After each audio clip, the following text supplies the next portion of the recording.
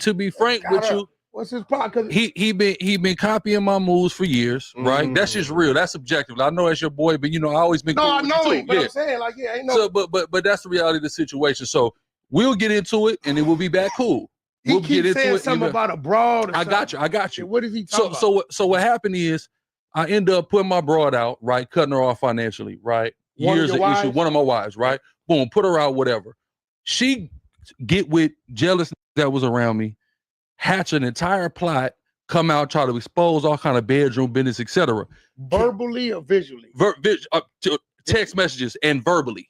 Okay, right? So she had audio. Yeah, she had no audio. She had no audio of me. She just her talking. Her talking, and right? Texas from you. And now, mind you, she let spin narratives on Texas. She never gave context. She never did none of that, right? But what did the text say to make imagine you and your girl talking about all manner of freaky shit, right? Fantasy life, right? So when I make my fantasy, we talking about freak off type, right? Now, Captain Zariak has now turned this into I'm a homosexual. There's no homosexual talk. There's no talk of me with a man, a child, anything like that. It's all about me and the right, whatever. So these have now turned this into something completely different, and they're trying to run with that into a homosexual. This is what happens when you preying on somebody downfall and you looking to take somebody's position. My whole position was whatever time, check him on that, whatever time I have. Talk to him. Of course, and I've responded to him publicly. He tried to come at me like him and his organization was gonna offer me some type of what you call it? Cat. I'm up here with Gorilla Hebrew. I can't really remember because I remember y'all was cool, and then you been on him, and I said I can't remember, and I asked him what was the issue. He's saying you putting homosexual allegations on him, bro. Like, why would you? Where that coming from? I didn't put no sexual allegation. It was put sexual allegation. What did she show for make you believe that? She showed the text message exchanges between them. He had her do online pages to solicit white men to watch them have sex with her. How they purchase pagan devices to have sex with each other. That's what, and then he admitted that the text message would. So he's saying that. So you're saying, let me get this right, that he wanted to watch what they call it, cocking or cucking. He wanted to watch a white dude have sex with his wife. Okay, was the pagan devices used for the white dude, or you saying the text message? Pagan devices were used for him. Is it any truth to that? No, I've never been pegged in my life, and I've never watched my wife have sex with anybody in my life. So did you text that you wanted to see? We literally were fantasizing. Now she's the one who asked me about the pagan device. That was from her. That's not from me. So I never been pegged in my entire life. What did you say to her when she asked you? We just was having sexual conversation. My bitch. That's it. You was being open. That's it. Wait, because bro, this serious. This serious. You like really. So now hold on now, because this go back to y'all teaching y'all both Israelites, right? Yes, sir. Are you supposed to be fraternizing or even anything like that about a white man? No. First off, no. You're not supposed to do it. But here's the issue, though. The issue is this whole thing happened. I, on my own record, said, you know what? This ain't right. I went to therapy in regards to this. This woman got mad after I cut her off financially, and a couple months later tried to come and weaponize it against. Now, mind you, we're supposed to follow the Bible. The Bible say the mouth of 2 or 3 witnesses shall a matter be established. They don't have 2 or 3 witnesses that I've actively participated in any of those things. Hold on, don't cut me off. Let me hold on. No, listen. But 2 or 3 witnesses again. Now, if I say this is just a text message and say, hold on, Tazariak, I'm making a point.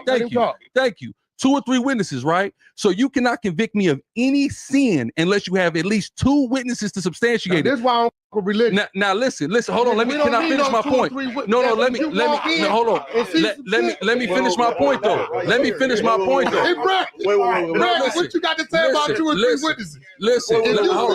See, this is the problem. I gotta finish my point though. This serious though. No. So very simple. Hold on. So this man's going around saying I'm a homosexual when there's no allegation of me having any type of sexual encounter or any desire to have any sexual encounter with a man. There's not in no text, not nowhere in life. The pagan part. No, exactly. Now again, I've never been pegged in my whole life. That's never happened. Hold on. He's talking in the mic. I'm trying to talk. I don't even get to finish my point because he's busy trying to push narrative. What'd you say? in the text message, he said, "How you gonna hit me with something bigger than what I hit you with?" Did the word say again? That? No, listen. I'm not saying it again. So what part of fantasy? Again, hold on. I fuck with. No, listen. I'm not saying you and don't. I'm gonna be real for the record, and I'm not saying you are, but you ain't. Of course. But I will tell you this: if you switch roles, if a got a text messages coming from a man to a woman, and says, "How you gonna hit me with something that's bigger than what I hit you with?" Okay. That is insinuating penetration. Now, Whack. Now, hold on. Now, listen. Now, Whack. Listen. Yes. I'm with you. Now we're opening up a large rabbit hole. So here's what we have to understand.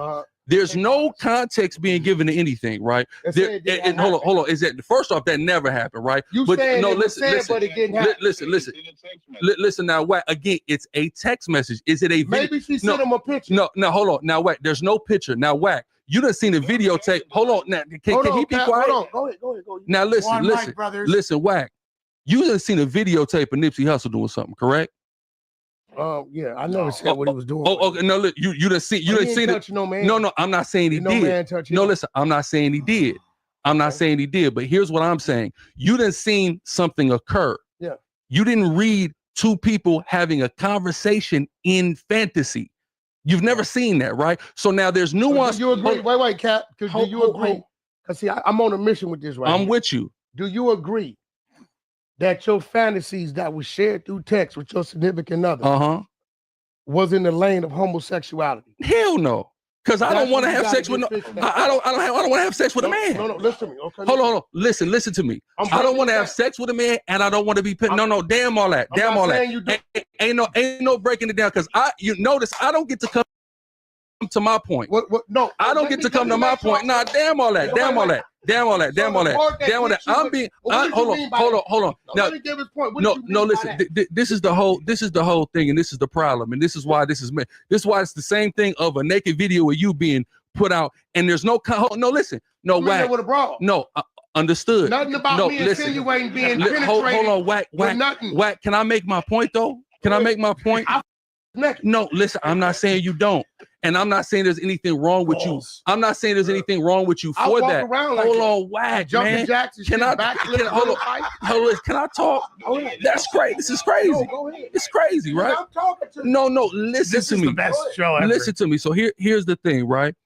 Just like there's context to that, and you explain that. Hey, that's what I do. I get done, boom, boom. People are not understanding the context and the nuances to the type of games me and my play. I'm asking you, bro. That's it. What I'm asking you, bro, help us understand this part. Listen. Here's the point though. How you gonna hit me with something bigger than I hit you with? What did you mean by that? This is very simple, right? Me and her play a game of teasing because it motivates me to knock her down, right? So I tell her, I encourage you to tease me about my size, which makes me show up in the bedroom. It's just what happens, right? But you're referring to two. No. You refer to a penis and another object. No. Listen, Whack. That's not what I'm doing. That's not what I'm doing, and you're missing what I'm saying, right? So the context of me making the statement. Hold on, Tazariak. The context of me making that statement is because that is a pre-existing thing that exists in our bedroom, right? But what nobody's doing here is this. Nobody's factoring in. You is pre-existing? No. My size is a pre-existing thing. Okay. That's what I'm saying. We know when you. So that's why that. We know you know what you're supposed to do. No, is that so? Can you explain how you don't hit me with something? Listen again. So that's where that statement came from. But again, this has never occurred. She wanted to get a pegging device. Now ask her, did she ever peg me? Nobody asked her that. Can I please? Hold on, listen. No, damn all that. No. Can't nobody else speak because hold on. Just I got you. No, because you real. This is personal to you. Yeah, I want to wait. Let me say. Let me say this. Is one of our premier Gorilla Hebrew. Israel. I got you, bro. Appreciate you. Listen. First of all, Tazariak is totally wrong. No, he not. Yes, listen. It's out in the media. Listen, Whack. They ascribe to a different set of laws, rules than we do. Wait, so I'm gonna address both sides. One, Proverbs 25 talk about when you go in to judge your brother or bring him up on anything, that's supposed to be done in private. You don't bring that. You don't bring. Wait, listen. You don't bring it to. But his judgment of it is being done. You pretty much letting us know how you want it to be handled when your his judgment of it is public. What he's doing, that's wrong. Oh, Josh, listen. Is that what he's saying? Hey, hold on. He knows. This guy knows that if he ascribes to the Bible, him publicly condemning him and making fun of him would need to happen is wrong. You know y'all need to y'all get y'all debate out because y'all need to run that. You said some shit. Oh, they already had it though. Witness. Hey, let me be 3 people. Who got a debate? You and Cesariak. Who? His generals turned down my debate. We offered them money. His generals wouldn't let him debate me. That's long before that happened. They been scared of me. We ain't even worried about that. We ain't worried about scared of debate? Yeah, I'm trying to host that. Hold on. You scared of debate? His big homies know what's gonna happen. His big homies know what's gonna happen. We know that. What you mean by debate? Yeah. You ain't talking about that physical. No. Okay. Listen, I done saved him from being shot out here. I ain't saying nothing physical. I done saved his life before. His generals did. That's out. I got 10,000 his generals turned down the debate. Ask him right now. Ask him right now if that happened. We offer money. I didn't offer money. A neutral party. Okay, hold on. What you saying? That part that he's saying is correct. Like they wanted. There we go. He wouldn't let it happen. They wanted to do a big debate on the New Testament. My school felt that they was beneath us debating them. That's why I got touched. Okay, but Tazariak, respectfully, Gorilla Hebrew, he's a name. You can't say he beneath. Respectfully, he was a name. No, but at that time, okay, even at that time, that was probably prior to this other shit going on. So for you to turn for what we do, yeah, I wouldn't say he's not a name in Israel. I wouldn't say he's not. He was tight. That was my boy. So what? You been kicked out of exile or something? No, I don't know all the shit. I can't be kicked out of my. I have my own camp. They can't kick me out of that. Okay, so yeah, but we don't fuck with him though. So you saying you won't debate him at all now? No, hell no. Because of, as a matter of fact, he said we cosplaying as Israelites right now. Like we're not even Israelites. For sure. No, I didn't say y'all weren't even. I said y'all were cosplaying as Israelites. For sure. No, but he's not being honest about the context of the text message. Of course he's not, and nobody. So listen, respectfully, I knew your name before I knew you. I heard about it, but I didn't really dive off into it. Of course. But I will tell you, as a brother, right? The context of, and everybody in here know I'm real. Yeah. The context of when you said, and I respect you for being truthful because you could have lied, right? Of course. Yeah. The context of you saying, how you gonna hit me with something bigger than I hit you with? You're saying this is her fantasy. She said she wants to peg you, right? Yeah. And then what you do is you allow her to have her fantasy because it turns her on. Exactly. And then you say the things that turn you on. This is what you say. Exactly. You never had any intentions of allowing her to do that. Fuck no. So my question to you is, today, is there a change or you still exercise what you exercise with your woman? Will you I'm not with that woman. No, but I'm saying, will you allow another woman to insinuate them type of things? No. Because you learned from it. Of course. And you was only doing it because that was her turn on. So what he's saying is he texted, but he texted to satisfy and appease her sexual stimulation. She's weird, huh? Oh, no, I'm just, bro. She's weird. No, I'm just telling you, I'm trying to get understanding. And I'm on the right track. And now listen, we got to get context because before she got with me, she was a lesbian 7 years. Well, you so this is where no, I'm not. You're right. I did choose. I'm not saying that, but just to get. But there's you being a priest. Listen, Tazariak, all that. But then again, he might have been thinking he could correct her and fix her. Hold on, we because there's so much. See, but Tazariak, I'm gonna be real, bro. I ain't feeling that you turned that debate fade down, bro. You know I champion you, bro. We can't be.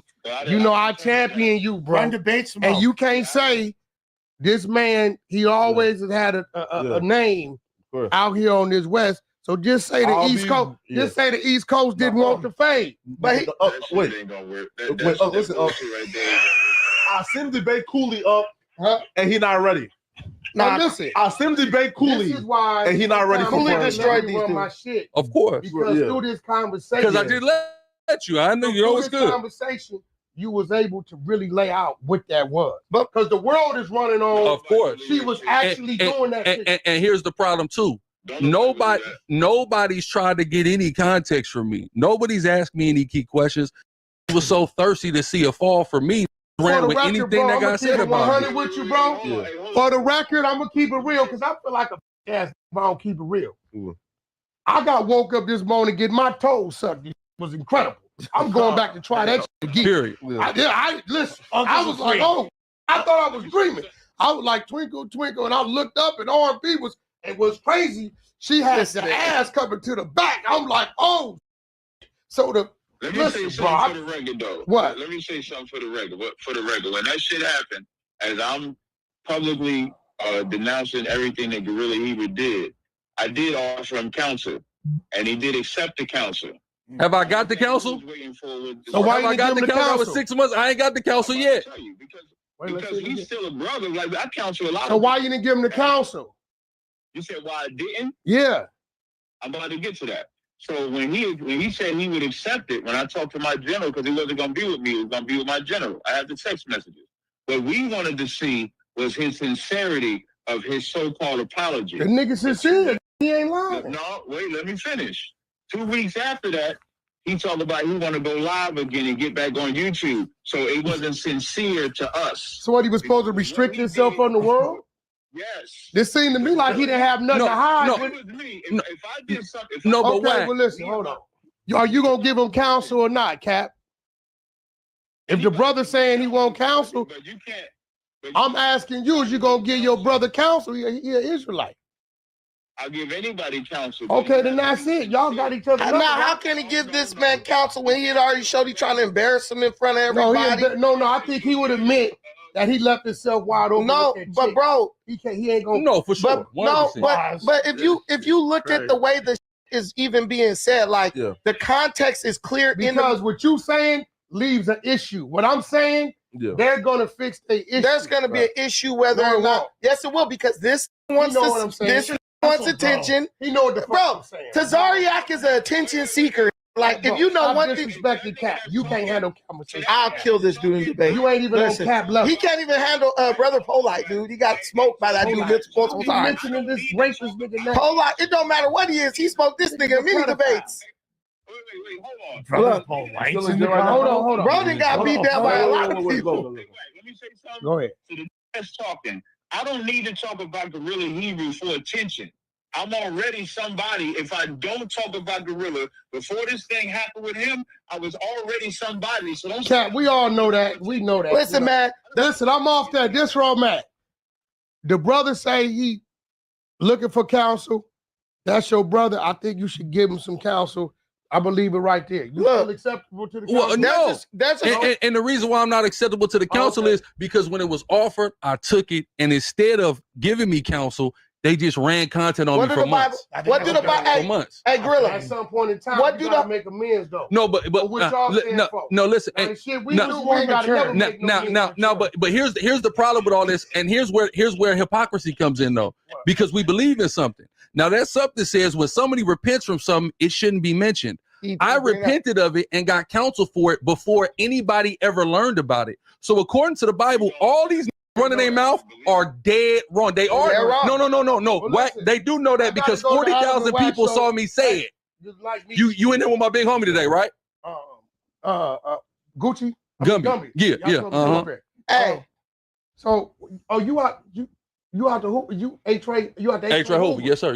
Okay, so end of the day, Cap, I think y'all should work on that. Maybe over time, right? Y'all work on that.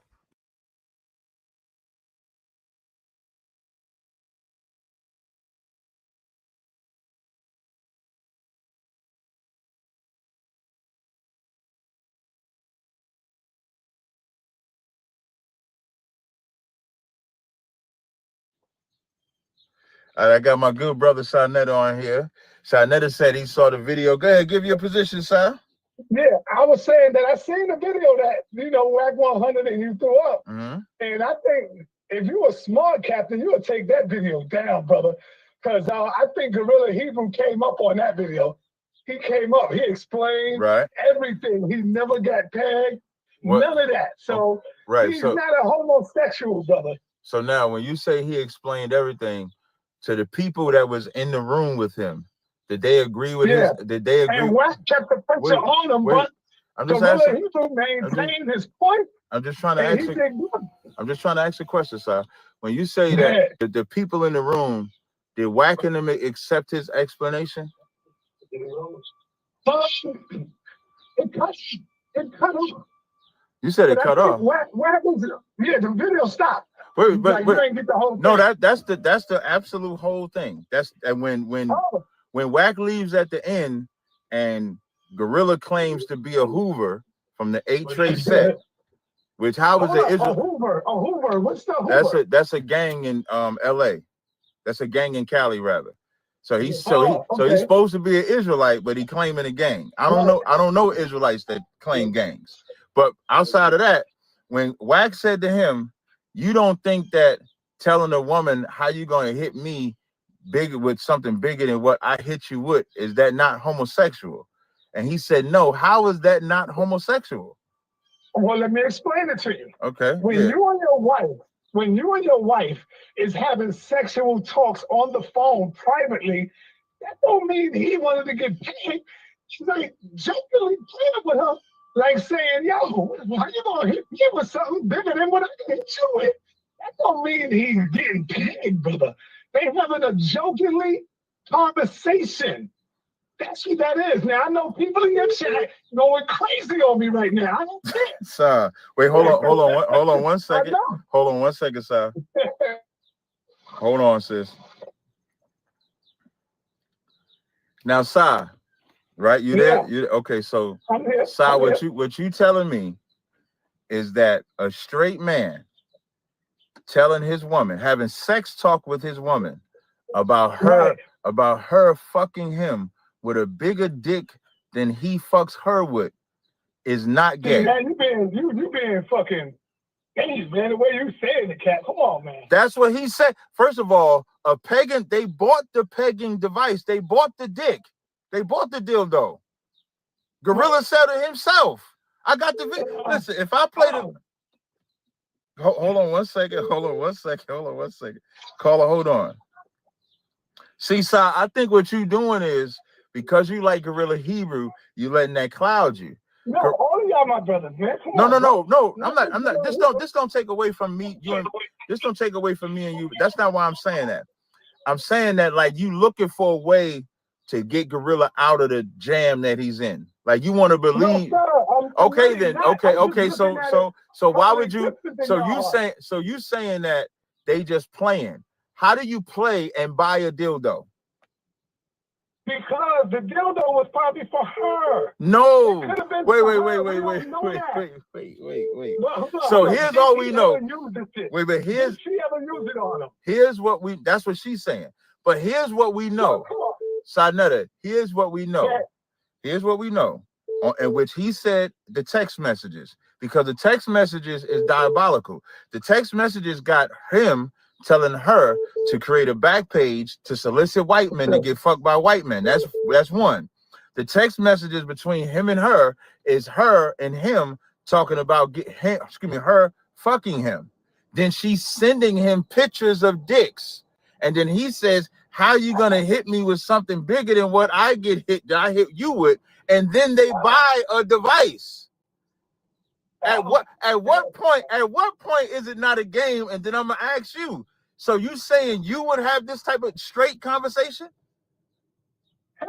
Fucking no. Right, and that's why whacking them asked them, and my wife wouldn't even dare to even think about bringing no shit up like that. You know what? Now let me ask you this: your wife wouldn't dare. So if a woman does dare to have that type of conversation with you, what does that say about what she think of you? I agree with you on this part, but that's her. But he entertained. But he entertained. Wait. But he entertained it. This is what this. If this was a cat in the world, if this was a cat. If they ever used it, they never used the instrument. That's cat, because that's what he's saying. She's saying so. So here's what we don't know. Nobody was in the bedroom. So nobody saw it. Nobody saw it with our eyes. Nobody saw it. Right. So all we have to go is her versus him. And he's agreeing with everything except the action. So now we just have to judge based on the evidence. So this ain't a man in the world.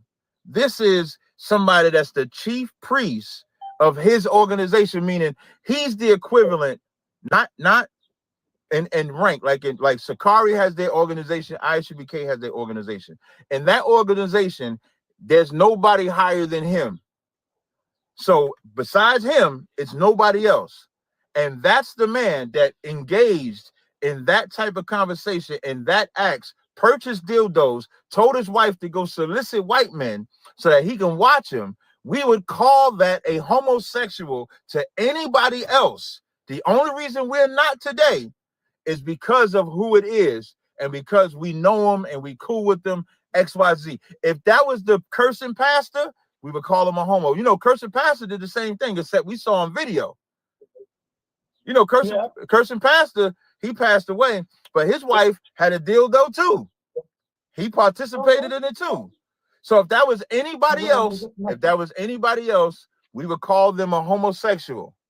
That's why Wax said, you don't think that that's homosexual? Because ain't nobody gonna say that. Look at and Gorilla Hebrew brought it up. Everybody go through their shit. Look at how Wack 100 got caught out there, laying butt naked across the bed. With a woman. With a woman. That's true. So the only embarrassment that he could have is that she took a picture of him naked. But it's a woman That's not embarrassment. I don't think that's embarrassment because they right. That's what I'm saying. But that's my point. That's man and woman. So it's not embarrassing at all. The only thing that's embarrassing is niggas watching it. That's right. Embarrassing. That is embarrassing. Like I never let me tell you something. I never clicked the link to see Wack naked. Yeah, I'm not about to click no link to see no naked nigga. I'm not doing that. But that's not the same. Yeah. Listen, when I play this video, listen. When I play this video, I don't want nobody to pay attention to what I'm saying or what Gorilla's saying. Just watch the room. The room is like the Latin guy's like, man, this is the best show ever because he's listening to a man. He listening to a man try to explain how he has gay sex talk with his woman, and then he wants us to believe that he's not gay. What is? Here's the thing, though, Captain. Here's the thing. You don't have to be gay. And then he texting it. And he texting it. He texting it. Let me finish. Go ahead. It's him and his wife having a private conversation, brother. Private. This was private between them two. Now, what does I don't doubt that. I don't doubt. What does the scripture say about that? And if you're not a witness to that, it also tells you to stay out of the bed of a married man's business. Right. I'm paraphrasing. So to speak. Right. But so that's all I'm saying, man. But when it comes to sin, you're not supposed to hide sin. And the sad part, and the only one that can correct sin is the Most High. And the only one that can, the Most High, right? I'm not condemning him. There's no condemnation I'm giving. I didn't say, all I said was he cannot be a priest. And that's facts. He cannot be a priest. Is he an Israelite? Yes. Can he repent? Yes. But he can't go on that. Let me just finish, huh? Go ahead, brother. But he cannot go on the street and teach the word of God knowing what he was doing for years. Because what was he? With that. Okay, so you telling me, and they're not supposed, nigga, you can't justify what wicked niggas is doing with other wicked niggas.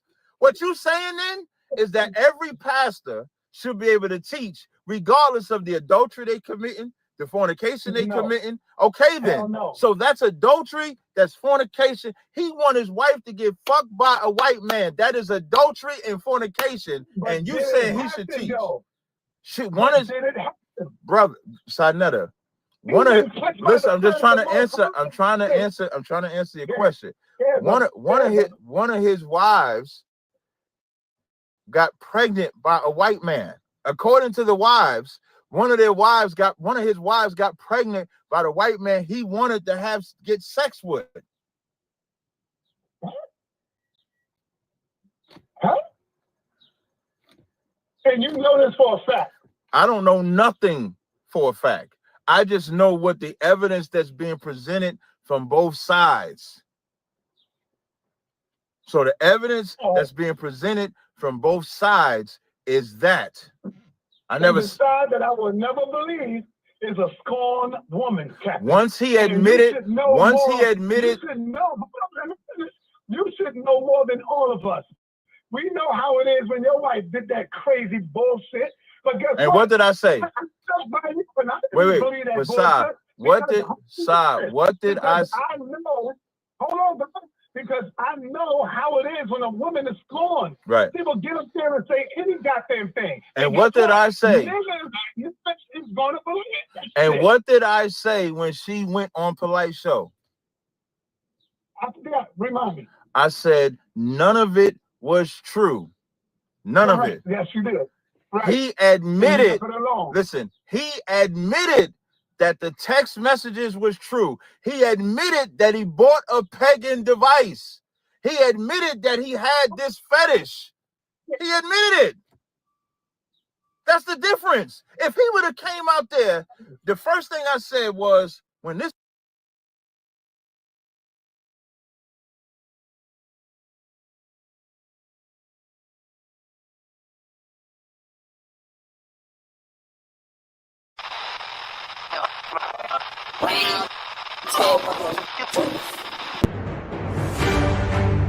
He's the man that came up with the term African American. Right. We from now on we call African American. But now somebody run up on you and say we should leave this place, you turn to them and say, well, we gonna go. Right.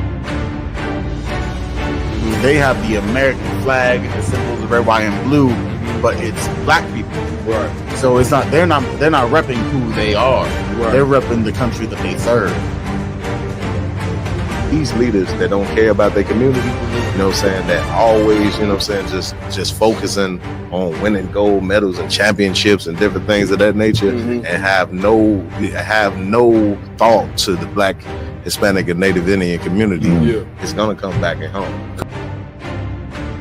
Enough for hearing that happened in Tulsa, Oklahoma, Rosewood. Even Emmett Till was somewhat similar. It's like once something happens to a white woman, that's the justification to kill all niggas.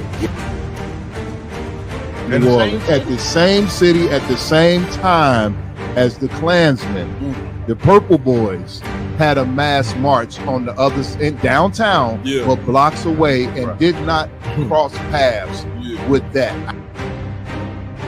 Real Nigga University in 5, 4, 3, 2, 1.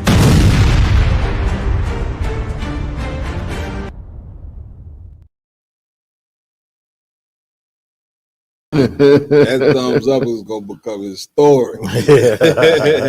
Man, y'all know what it is. ISUBK Roundtable Truth. We here for another one. You know what I mean? Just got finished with Midwest 5 weekend. You understand? That's right. And here for another one. But of course, before we get started, we want to give it up, of course, to the Most High, Yahweh in the Hebrew. Right.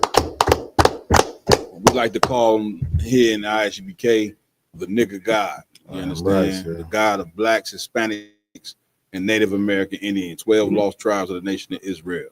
All right. We also want to give it up to our king, the man who we all should be following. You know what I'm saying? The one that left, you understand, the records of in the scriptures, none other than Yahweh Shah Mashiach. That's right. That's right. Whom the world ignorantly calls Jesus Christ. And of course, we got to give it up to the man with the plan, holding it down, none other than Commanding General Yohanan. That's right. All right. Also want to give it up to my host that rock it out with me every week. To my right, we got Officer Lamakiala in the building. To my left, we got Officer Yaradan in the building doing what he do. I'm right. And to my far right, we got Officer, we like to call him IG. Right, You right. understand? But his real name is Officer Iwalunga Bar. I don't want to think of your name, IG. Right.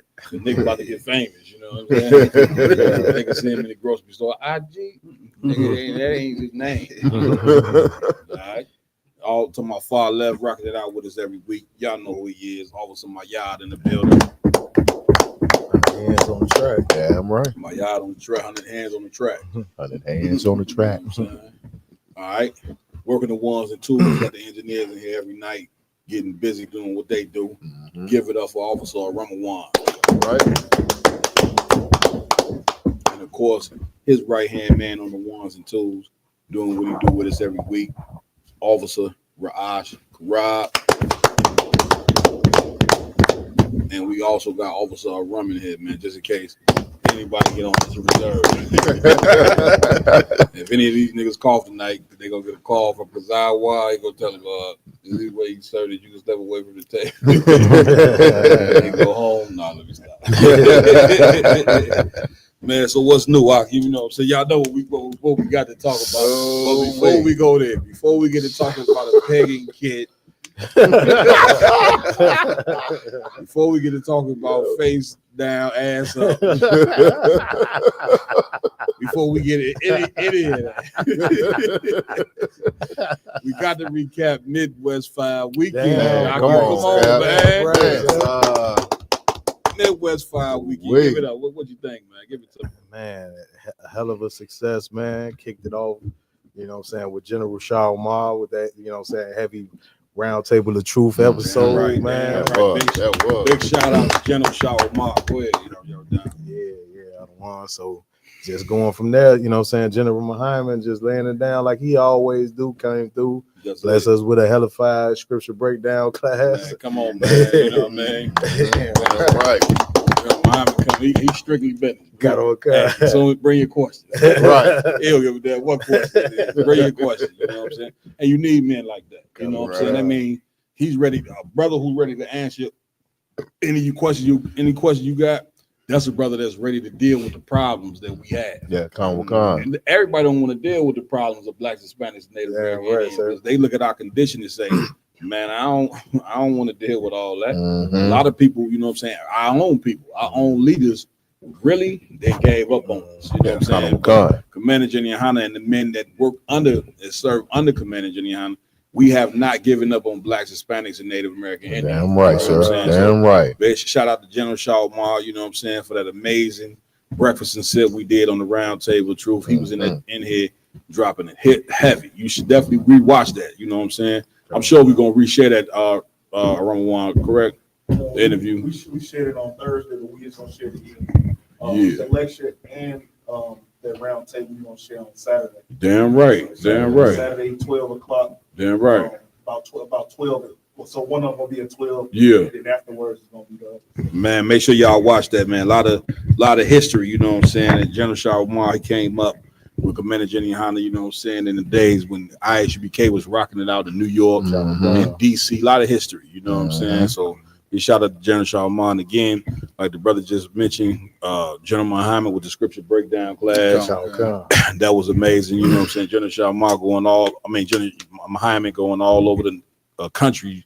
You know what I mean? He teach the scripture break twice a week, Monday and Thursday. I'm gonna tell you, when I first moved down to Philly, my first impressions of General Muhammad when I got down there, as I'm sitting there watching the brother teach or whatever, the first thing came in my head is like, okay, this brother is ready to get on the chariot right now. He's teaching this, but he's ready to get up out of here.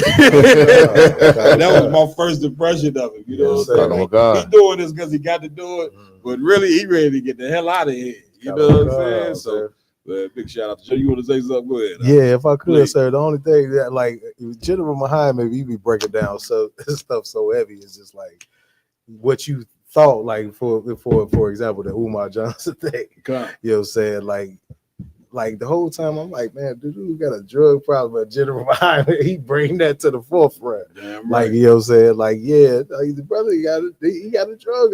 You can see it's a drug problem, something going on. Something for sure going on. Yeah, for sure. You know what I mean? Like just us as a whole, as a people, there's a lot of the stories that you're gonna see that we go over here tonight. Right. You know what I'm saying? Israel, when we say Israel, we mean blacks, Hispanics, Native American, Indian. What get exposed on a daily is how much of a state of confusion that we in. You see what I'm saying? We in a total state of confusion, and a lot of that starts with because of us not knowing our identity. You strip of people of their identity, they just gonna be in a rat race to find out who in the hell they are. You know what I'm saying? That was America did, and that's why we call the white man the devil, because why would you strip a person's identity? You see what I'm saying? Like and cause a person to have amnesia. You know, you wake up and got amnesia. That's a sad disease. You had this life before you caught the amnesia. You had this life where you probably worked a job, a family, kids, and could you imagine waking up one day looking at a woman who your wife like, I don't know who you are. You see what I'm saying? Your children, you looking at them like, whose kids is these? Wow. Yeah, job. What job did I used to work? I don't even remember. I don't know. Could you imagine that?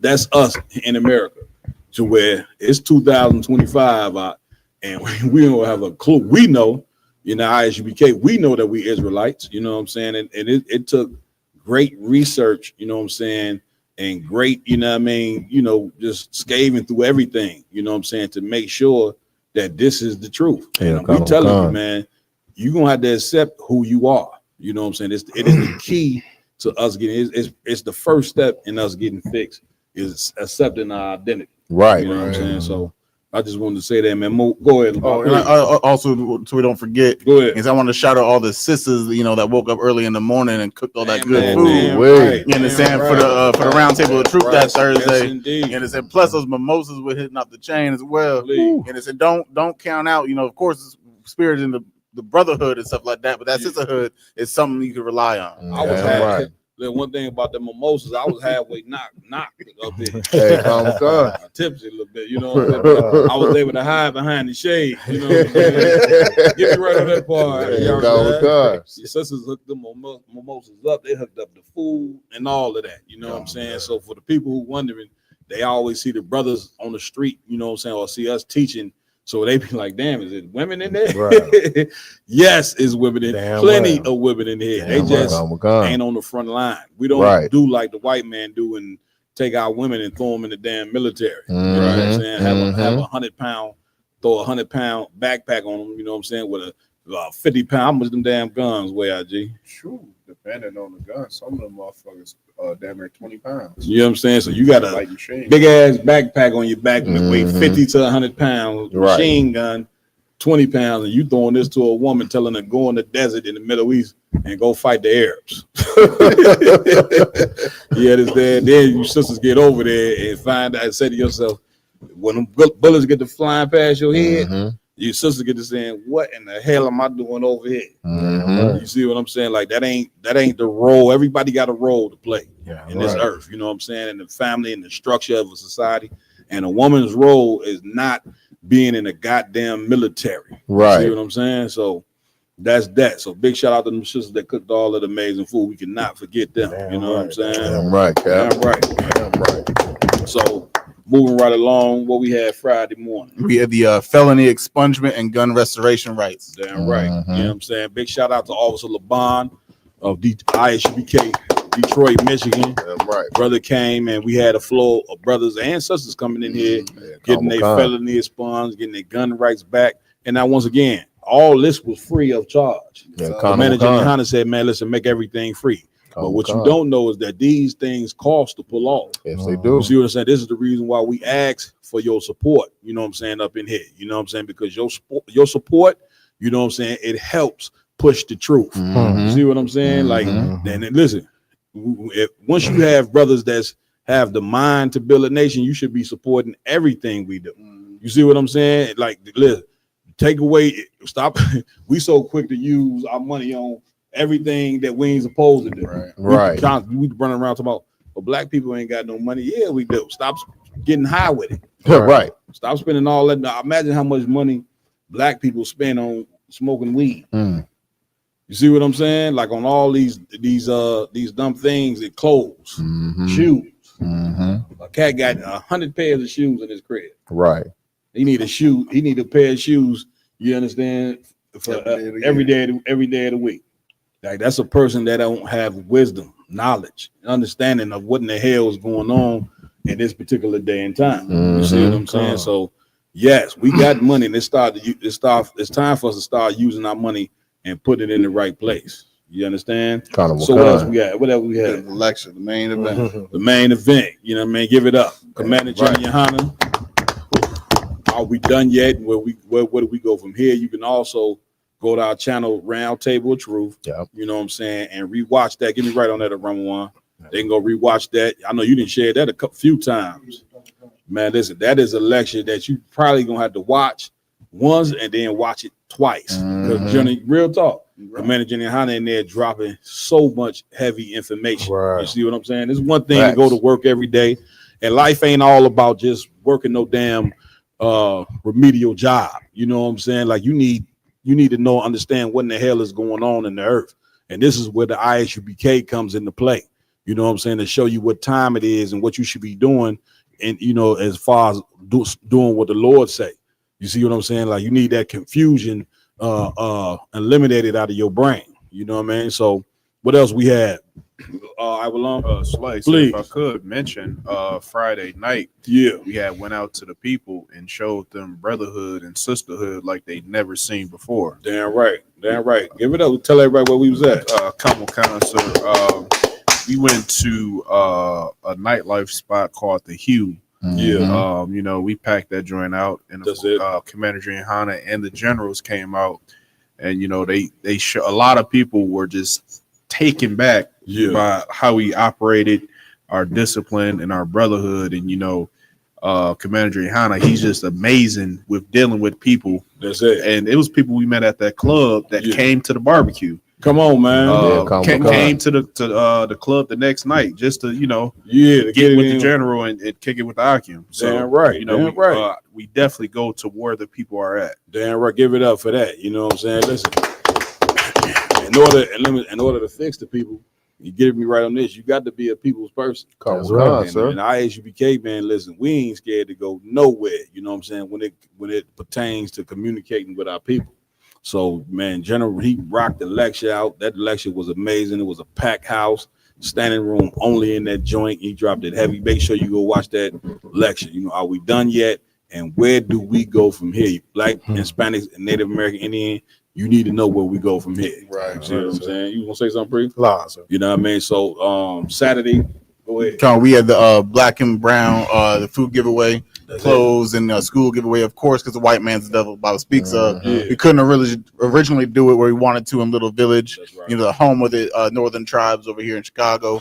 So, you know, of course, we did it right outside the school at 9909 West Roosevelt Road. And it was a beautiful time. You know, we had a lot of people stopping in the middle of the street, pulling in, and getting their food, getting some backpacks, getting some supplies for their children and stuff like that. They took almost everything we had. You understand? So it was even though it wasn't planned, it still worked out. Damn right. Give it up. Give it up. Give it up. Right. And man, big shout out, you know what I mean, the Little Village and, you know what I mean, all our Hispanic brothers and sisters that's basically being persecuted right now. You know what I'm saying? We are not, you know, we're not going to let the devil stop us from communicating with our brothers and sisters. Damn right. We're not going to let the devil stop us from, you know, helping them. They're just something that's just not going to happen. You see what I'm saying? Right. That's right. So all we got to do, you know what I mean, turn back to the Most High, and you will start to see that we'll be able to do what we want to do. You see what I'm saying? Like really what it's time for Blacks, Hispanics, and Native Indians to do, which is probably the hardest thing for us, is to turn our back on the God that we've been following since slavery. We do not want to let that God go, but it's time to let him go.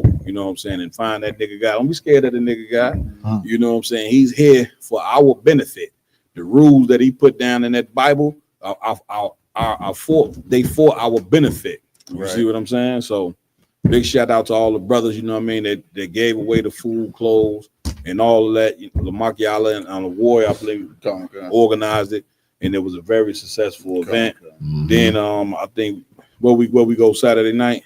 We went to Club Aquila Cocina. Club Aquila Cocina. We went, you know what I mean, had a great time there.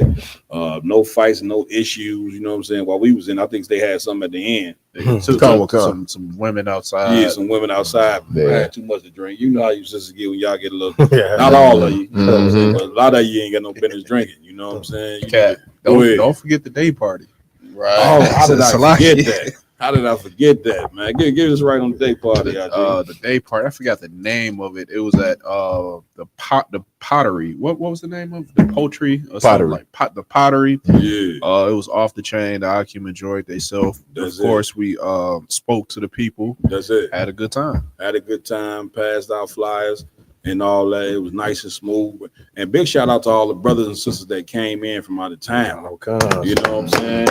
Came in from these different cities outside of the Midwest. The Midwest, you ain't had no choice but to be here. You know what I'm saying? You gonna get a call like, right? Where you and your people's at? You know what I'm saying? But you had people traveling in from the South. Captain Yachty came in from the South, of course. Commander Jenny Hanna and the generals came from Philadelphia. Captain McCall was here. Captain Tazariak. We had some brothers from California, Virginia, from the West Coast. Damn, we had brothers in here from Cali. Man, you know what I mean? That right there is what you call brotherhood. Go ahead. We had a brother from Canada. Come on, man. You know what I'm saying? That's Intercontinental. That's it. You know what I'm saying? So we was in that joint heavy, having a great time, no issues and all that. And then Sunday, what we had Sunday. In the sand, the cookout, the Black and Brown Unity Cookout at Calumet Beach Park. Damn right. And it's there. We set up early. It might have had complications, CP time as always. Get us there. But once it was set up, brothers came out. You already know we had the chef of the Midwest, Mapatza on them beautiful grills that we got. Give it up for Officer Mapatza. Him and Officer LeBon, they stayed on them grills all day during the cookout. Hand out goat, lamb, everything that's good under the sun. That's it. It was a beautiful time. Of course, Commander Jenny Hanna, all the generals came out, enjoyed themselves. Damn right. So many vendors that we had. It was a beautiful, unified event. Yeah. I believe when the last ticket punched, we had over 234 people. Oh God! So it was successful. That's a pretty big cookout. I would say for our first time being at that park. Yeah. Next year, let's go for 500 people. Yes, sir. IG? Man, if I could, sir, I gotta mention y'all spoke about my father's eye. Yeah, the brother threw some lamb sausages on the grill. It was off the chain. Yeah. I had one, Cap. I damn near ain't want to get my rib the other one. Don't worry about this one. You go over there by the grill, go get your own. Nah, go ahead, IG. Brother had a whole goat, lamb sausage. I think he had brisket. Yeah, they had briskets on it. Lamb and everything. It was off the chain. Man, big shout out to my partners again. And Officer LeBon. Listen, you couldn't get them two niggas off the grill. Right. You know what I'm saying? He said, man, you need a replacement dog. We got it. You know what I'm saying? They was over there getting it in. The food, man, it was too much food. Right. I left that, man. I'm in the car, man. My damn stomach was hurt, man. I say, well, partners, I do this to me every time. He come with plate at the come on with these damn plates. Hey, Cap, and I ain't gonna mention our guest by name, but they was over there sitting by that grill waiting on whatever. They ain't had to go nowhere. It got dark outside there. That's how you know the food good. When somebody sit there and don't move, you know. Man, that brother, he loved to cook. You know what I'm saying? Love to do what he do. You know what I mean? So it was a very, very, successful weekend. I think New York is up next. What's the dates on the New York joint? I believe they August 30th through the 1st or the 2nd. Yeah, I can't remember how many days this month had. Okay, it's 3 days, so 30th through the 1st. Yeah, I believe they got a lot. They got a lot going on down there this year. I believe Commander Jenny Hunter doing a town hall meeting with a few other guests or whatever. So that's gonna be off the chain. You know what I'm saying? Commander Jenny Hunter definitely gonna. You know what I'm saying? Put a blaze to the whole situation. Yes, He gonna have the other guys saying like, man, maybe I shouldn't have. Right.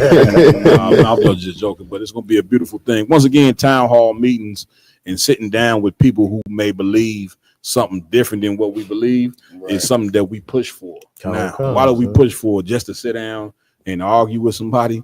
Nah, that ain't it. You know what I'm saying? But the scriptures say, debate thy cause with our brother. You know what I'm saying? Why is it important to debate thy cause with our people? So we can establish who got the truth and who don't got the truth. A little bit of verbal warfare. Nobody got to fight or die or none of that. But at the end of the day, as a people, we need to figure out what's what. You see what I'm saying? And what's wrong with finding out who got the truth? Get me right on that. Y'all done? And also, you know, even with that, I don't want you find out who got the truth. You find out who got the resolution to the issues that we got going on. That's you know it. What I'm saying? You can't do that instead of like you're saying, like going to war. You know what I'm saying? For who actually got the truth about how to fix this thing. The scriptures say Paul, you know what I'm saying, disputed with the Jews daily. Y'all love the apostle.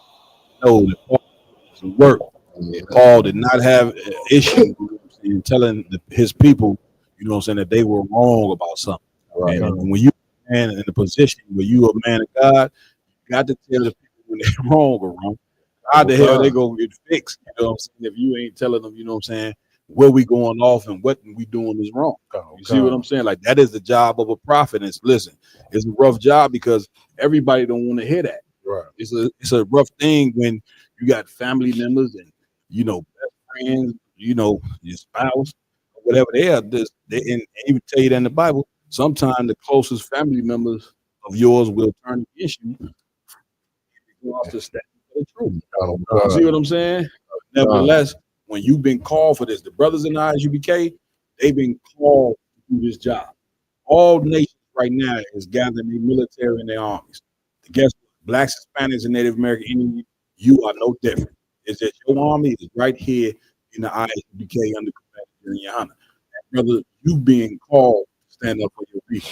A lot of you brothers are trying to avoid it, and when you try to avoid a job that the Lord calling you to do, brother, you're gonna end up in the jam. You know what I'm saying? Your people gonna end up in the jam because you ain't strap up them boots and get ready to put yourself on the line. Right. You see what I'm saying? So, big up, shout out New York, they cookout coming, and that's that. All right, man, right. So where we going first, Aki? We kind of just already announced earlier where we're going. Please, well, let's get it. Yeah, we got to go to the Gorilla Peg. Oh my God, the peg, Gorilla Hebrew. You understand? Hebrew and the whole peg. The pegler. For some odd reason, we all right? For some odd reason, you know what I'm saying? The brother just won't stop, you know what I'm saying, talking about this here. Really Hebrew. You know what I'm saying? If y'all, for those listeners who may not know who in the hell we even talking about, this is a brother, you know what I mean, that started one of the many Israelite camps that's out there. The original camp in the school. I know that hurts, and I know you may take it as an offense, but we just got talking about speaking the truth. Right. ISUBK is the original school. This brother started a school called Sakari. He chief head priest of Sakari. You see what I'm saying? He gave himself that title, right? And found out that he's unworthy of that title. Brother, you know what I'm saying, got into a situation where the woman, you know what I'm saying, one of his wives who was with, showed text messages of this brother, you know what I'm saying, discussing a pegging kit. Right. You know, a pegging kit is for the listeners out there, strap on. You know what I'm saying?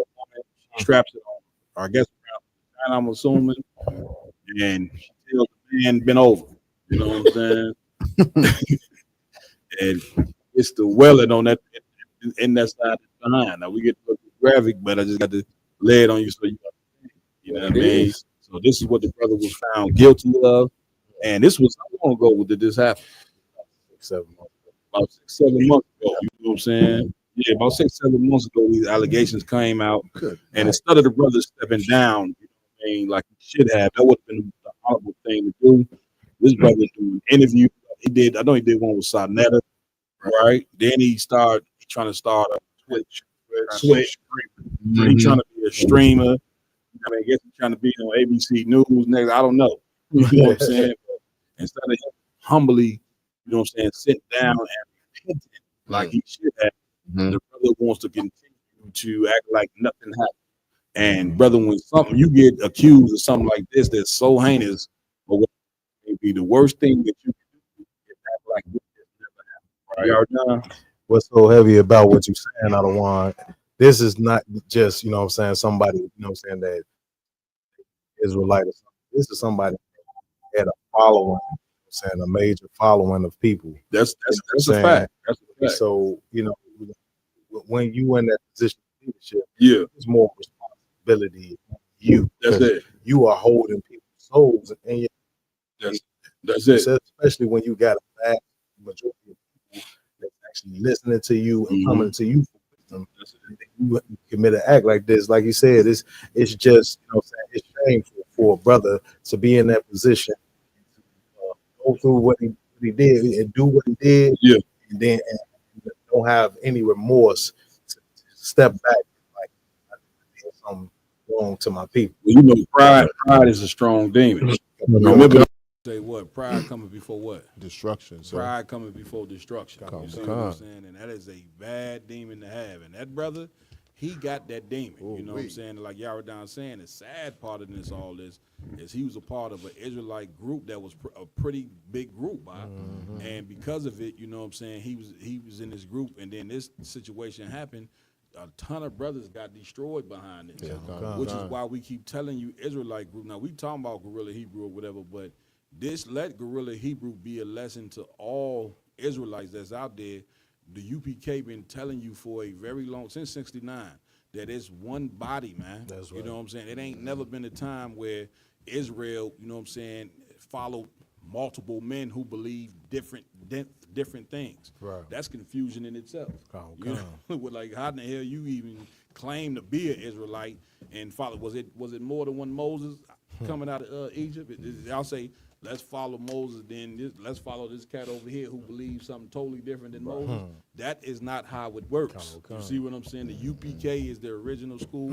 This is the place where the Lord chose, you know what I'm saying, to set up to bring them 12 tribes back, and that's it.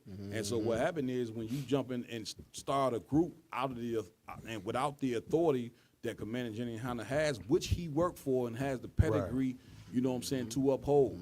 When you go start one of these camps, it's just a matter of time before a story like this come out and lives get destroyed behind that. And that's what took place with this cat. You know what I'm saying? Maya? Hey, Cap, if I could, two things, sir. I just want to quote Blade when it comes to Guerrilla Hebrew. He said some of them was always trying to ice skate uphill. You know what I'm saying? That's what that brother, he's literally trying to ice skate uphill with this uphill battle. It's ice there. And he's trying to skate. You can't do it, Doc. It's over. Just slide down. You know what I'm saying? Yeah. No pun intended. Yeah. And just, you know what I'm saying, just give it up. Just humble yourself and shut up and hope that it goes away. He came, he repented for it, fine. You repented for it. Sit your behind down, man. I know it might be a little sore from what your wife did, but still sit your behind down. Yeah. You know what I mean? And let the smoke clear a little bit. Yeah. You know what I mean? And then also, Cal, how you said, like, it can't be two Moseses. Yep. You know what I'm saying? Yep. You know, in the Sabbath service, that's where we at in the book of Exodus. And when Moses went up to get the commandments and instructions from the Lord, the cats that wanted to be in charge, that was the community leaders and activists in Egypt, they came to Aaron and said, make us a god, because Moses might be dead. Right. When Moses came back down off that mountain, because the Lord was about to destroy us. So when we trying to be too many heads, trying to be too many leaders, will have the Lord in a position again to look at us and want to destroy us. We need to find one person, and that person has been given to us. That's it. And if that's the person that the Lord gave us, that's the person we need to follow. Other than that, we done all this for nothing, and we can lead ourselves right into destruction, sir. Damn right. You know what I'm saying? Right. You know what I'm saying? I guess with no further ado, let's play the video. Yeesh. I'm up here with Guerrilla Hebrew. He's saying you putting homosexual allegations on him, bro. Make you believe that. He showed the text message exchanges between them. He had her do online pages to solicit white men to watch them have sex with her. How they purchase pagan devices to have sex with each other. That's what, and then he admitted that the text message would be. So this right, that he wanted to watch what they call that, cocking or cucking. He wanted to watch a white dude have sex with his wife. Okay, was the pegging devices used for the white dude, or you saying the text message? Pegging devices were used for him. Pegging devices were used for him. Is it any truth to that? No, I've never been pegged in my life, and I Pause it. Pause it. Okay, here's what are we reading here, Lamont? We reading a text message between Gorilla Hebrew and his rib. So I believe the green is his rib and the white text messages are Gorilla himself. Read them out. We got to read it. Listen, y'all, y'all might want to tell the kids, put something in their ears. This gonna be a rough one. if I may, please. Like this is obviously from the ribs screenshot. You can see the name of Gorilla Hebrew on the emoji. She calling him too small. Wow. It's gotta first say that for one, that like, oh, he itty bitty. Damn. I ain't trying to say nothing because it's none of our business, but that's her opinion. That's what she's talking about. Come on, man. Oh God! So after the night was spent, his rib texted him, "Okay, what's your feedback?" He stated to the so-called never happened in his life. It was good, especially when you stroked. It wasn't as sensual as I thought it would be, though. But I like how you made it more sensual, if that makes sense. Good. So break that part down for me. So, break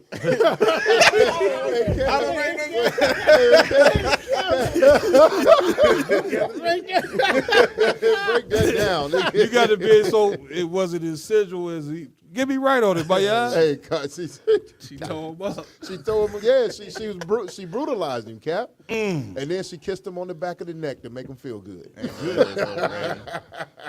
Let's continue. Reading this is a crime. And then she replies, "You were kind of tense, bae." You think? He responded, "I know. I don't know how else to be in that position." LMAO. That's how you know this is not reverse. Because a woman, they know how to be in that position. It's called assumed position. That's the next bar. It is that. Then she says, "How you get me in that position?" Dang. The same way. Right. Dang. Cut him. She did. You got it. And then this goes to show you how you know for a fact this is him talking. So, you're a woman that's very natural position for you. LOL. You have the greatest posture ever. Also, she said, "Okay, bae, do you feel awkward?" He states, "This is something we're going to have to figure out what best works." Good. So that means there are plans for the future of this. Exactly. It wasn't a one-time thing. Go ahead, my y'all. If I could, because his rib made. I don't know if y'all going there. His rib made multiple videos about the situation. Right. And the last videos that I saw that she made, she said that she stopped pegging him. But was it her cousin or her cousin? He married her cousin. And then had her cousin start pegging him. Continue to peg him. Meaning he couldn't stop. Right. You know what I'm saying? He couldn't stop, getting pounded with this pegging device. Lord have mercy, Jesus Christ. You know what I'm saying? Go ahead, play it. Keep playing that video out.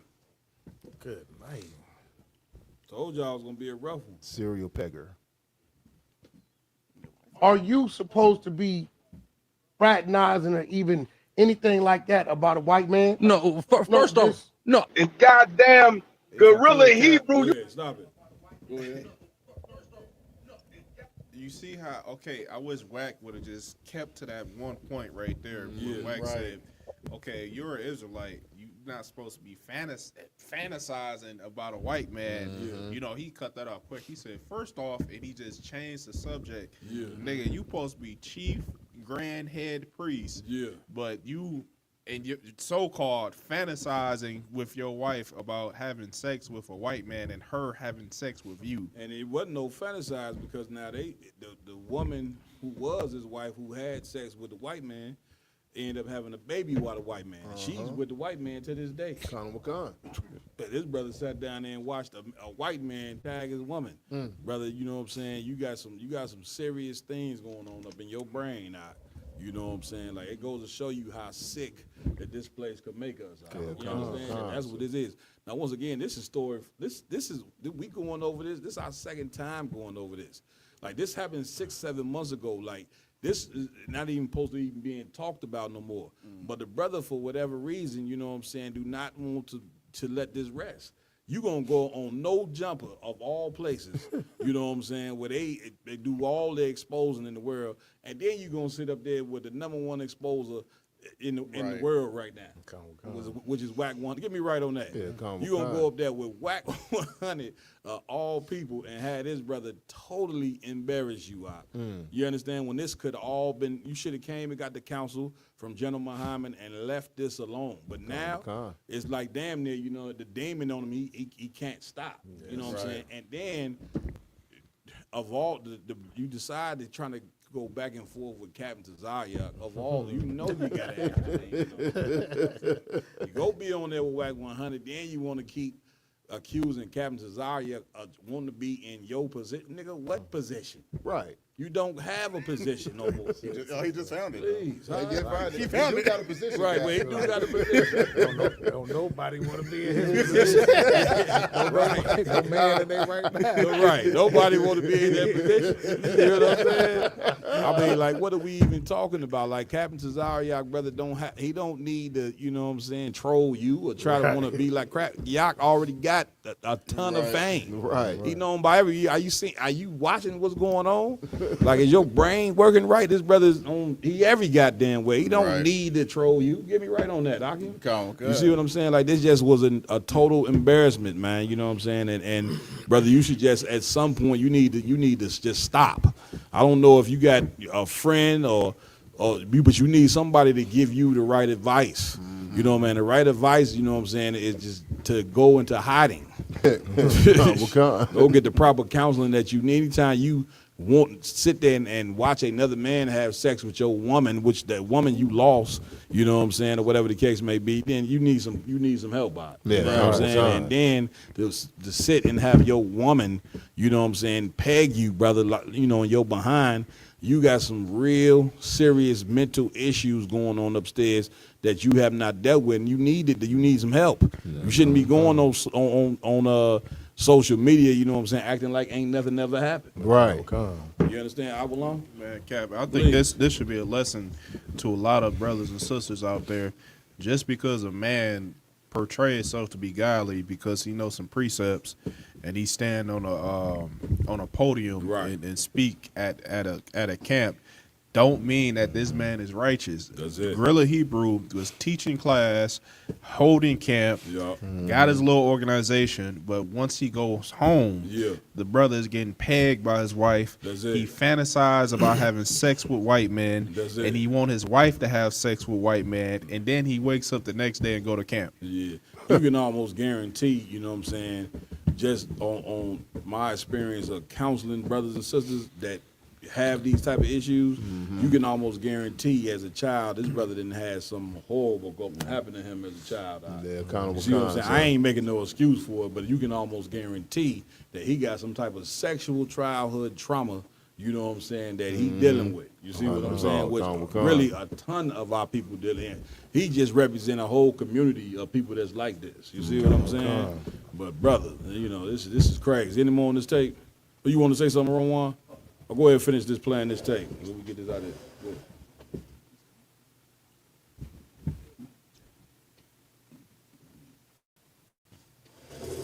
Change your damn name to Gorilla Bottom, man.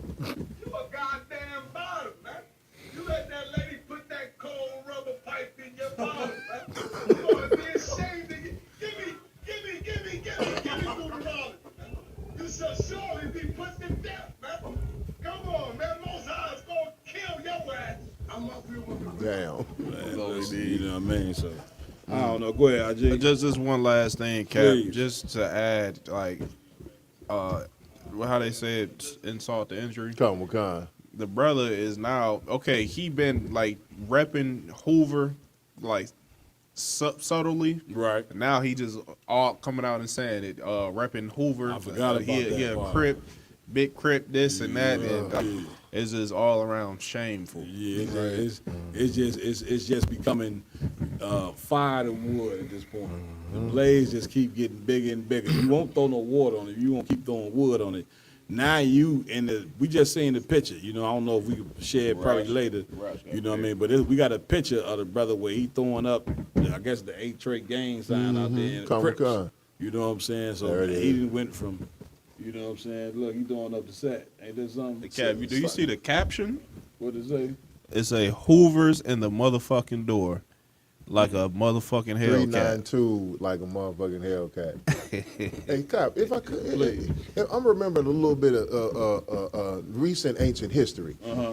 It was a certain other brother who got revealed to be a sexual deviant later that got trashed by Captain Zaryak, and he's supposed to be the king of the conscious community. Didn't he start claiming Crips and Bloods after he? Polite. Didn't Polite go down the exact same path, Cap? Yeah, I ain't know he. I didn't know he. You know what I mean? Claimed Bloods and Crips. Yeah, he was claiming to be a. I think. I'm not sure. Yeah, listen, man. Polite To was the claiming Bloods to and be a blood Crips, or man. Y'all something. gotta stop letting these sexual deviants, man, claim y'all said I. Yeah, Con. Y'all got Ray J and goddamn it, you know what I'm saying? Chris Brown and all them throwing up the set. You know what I'm saying? What the hell is going on? IG? Man, Cap, they need what they say on the West Coast. They need to give them a put off for being pegged. The Hoovers need to give them a put off. Right. Yeah, they gonna accept him into the game, but man, that is what it is, man. Guerrilla Hebrew, man. Get somewhere, brother, and chill the hell out. Right. All right, and get the necessary help that you need. I mean, you look on the brother's face, you know what I'm saying, and see, you know what I'm saying, that he has a what you call a demon on him. Facts. You understand? And this shit got to stop. Where we going next? Go on, Carl. We got a video from the 1970s. Let's get it. The title is "Creating a Ghetto: Whites Leaving Chicago." Let's get it. Good. Nice. Oh, this was heavy. Yeah, for sure. I think that. Just as low as it goes. It's not the button. Yeah, it's not it. That's benign neglect. The reality, they claim, is far less optimistic. Tonight, World in Action in Chicago makes its own assessment of the predicament of the ghetto poor. We picked out one house, 912 Independence Boulevard. It's typical of everything we saw on the west side. The house is in North Lawndale, an area once comfortable white middle class, now almost entirely black. Like nearly all the apartment houses the blacks live in, it's owned by absentee whites. It never came to this. I think it's one of these phones over there. They're all low. No. You check yours? Yeah, I just did this one, sir. That's the first time we've ever had a playback. Make sure this one I think it's the TV reverbing itself for the first time. It's got to be what it is.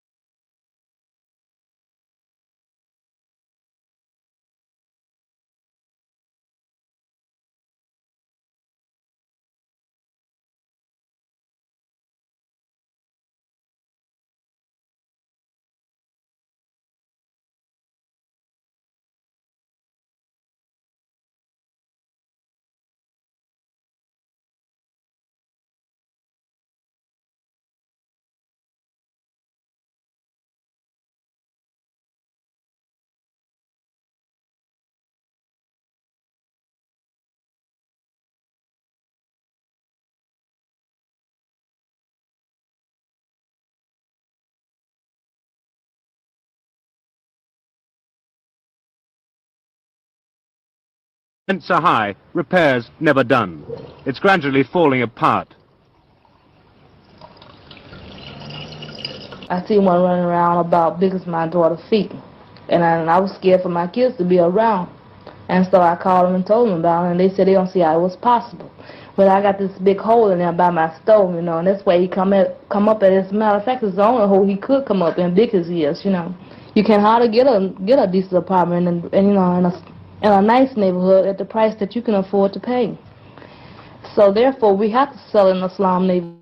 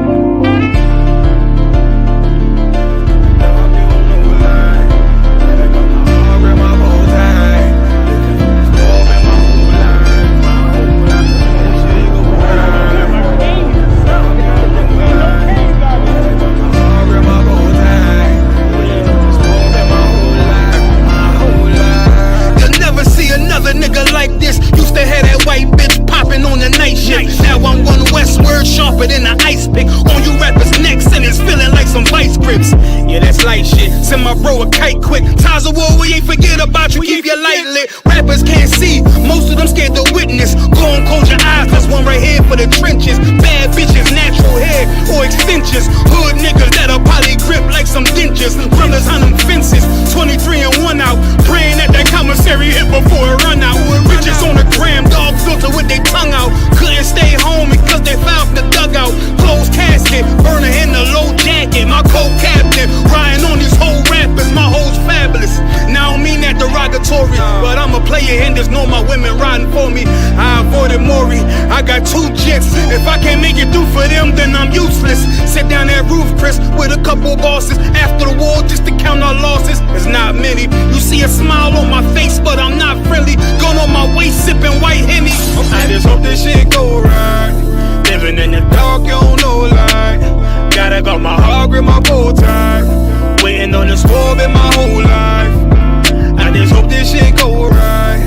Living in the dark, you don't know light. Gotta got my heart grip, my bow tie. Living in the squab in my whole life. My whole life. It's so melodic. When I be dropping this ebonics. Alright, go ahead.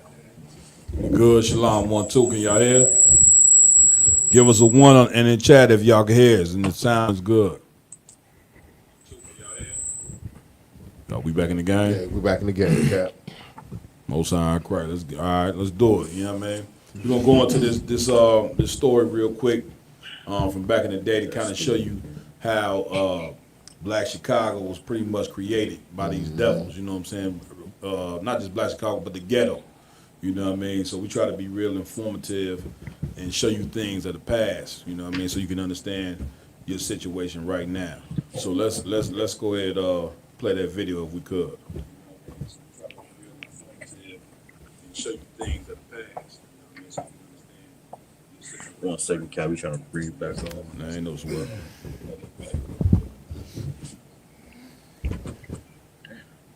Brothers working hard on their little technical difficulties, you know what I mean? Y'all know how it go.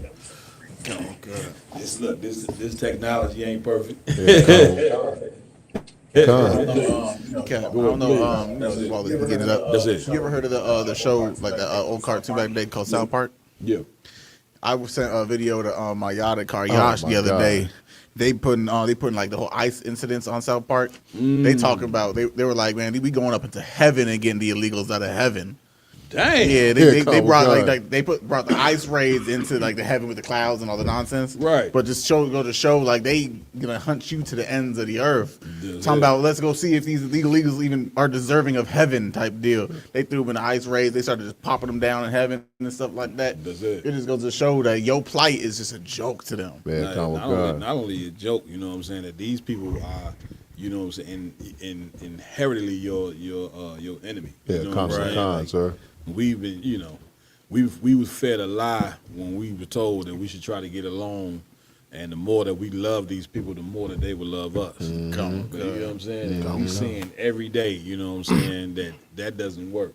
Right. At all. We done basically submitted our whole soul to America, and all America has ever done to blacks and Hispanics and showed us how much they hate us. Yeah. You know what I'm saying? So you go ahead. And like the last part that got me was at the end. You know, after he was in the back of one of them, like the white people that was on the ice raid. He was in the back of the truck, and he told the Hispanic, he was like, "I'm just doing this for a nut." Yeah. Basically, I'm just doing this for pleasure. Damn. And I was like, that's insanity. Man, that's really how they feel, my y'all. Yeah, he was sitting there grilling them with the gun in his face, talking about, how did you get into heaven? How did you get into heaven? Right. And then the end of it, he looked around. What he said, I'm sorry, I don't really want to do this. I'm just doing this to get a nut. Yeah. Ain't that something? You know what I'm saying? Yeah, one thing I can't go ahead, my y'all. Oh, so like, sir. No, you got it. I'm gonna say, like you said, we keep trying to love these people. How much more love can you give to somebody? Like, if this was if this was a relationship between a man and a woman and a man, they'd be screaming for black. If black people were the woman and white people were the man in this relationship, they would be screaming for us to get out of this relationship. Like they wouldn't let their relatives, they wouldn't let their friends or their neighbors be in this type of abusive relationship. That's You know what I mean? They would stage interventions. They would call the police. They would do everything in their power to separate this type of abusive relationship. But when it come to us, they tell us just stick it out. It'll work. You know what I mean? Keep trying to love them. That's it. You know what I'm saying? That's one thing about abusive. Y'all ready? Come on. Okay, let's get it. We just talking. Nixon faces a major political crisis on race. A memorandum sent by presidential advisor Daniel Moynihan has angered civil rights leaders. Moynihan's confidential memo has just leaked out. In it, he argued that the traditional economic gap between black and white in the North is virtually closed, and that the race issue would now benefit from a period of what he chose to call benign neglect. The reality, they claim, is far less optimistic. Tonight, World in Action in Chicago makes its own assessment of the predicament of the ghetto poor. We picked out one house, 912 Independence Boulevard. It's typical of everything we saw on the west side. The house is in North Lawndale, an area once comfortable white middle class, now almost entirely black. Like nearly all the apartment houses the blacks live in, it's owned by absentee whites. Rents are high, repairs never done. It's gradually falling apart. I seen one running around about big as my daughter's feet. And I was scared for my kids to be around.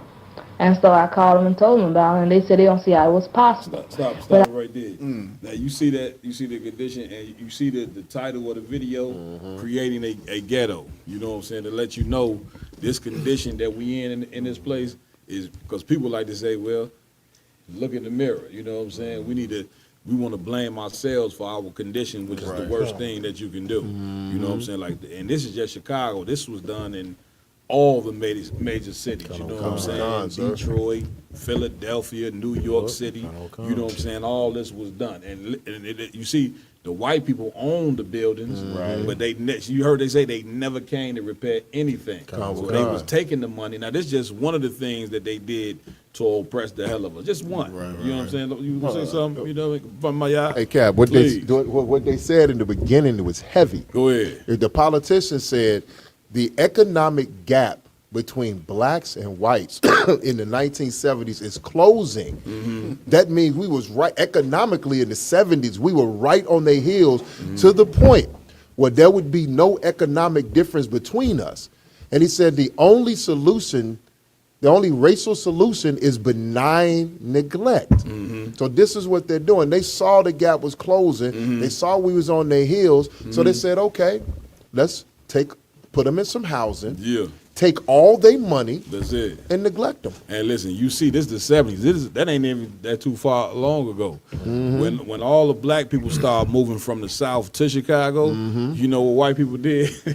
They moved to the suburbs. You understand why? Because they don't want to be around you, man. You understand? So this whole belief about this wonderful American melting pot, you know what I'm saying, that we were sold, you know what I'm saying, when whatever white people see you blacks and Hispanics coming, just know you're going to see, give it about 2 weeks, you're going to see a for sale sign in that house. All it takes is one nigga to move in the neighborhood, you know what I'm saying? They don't want to be around us, man. Now, should we be mad at that? You know what I'm saying? Hell no, because I don't want to be around them. When I walk out my house, you know who I want to see? My people, man. Blacks, Hispanics, and Native American Indians, man. And that's I don't ever have to see a white person. If I go the rest of my life and never had to see one white person, I swear I ain't gonna cry. I might though, because you know what I'm saying. We need slaves in the kingdom.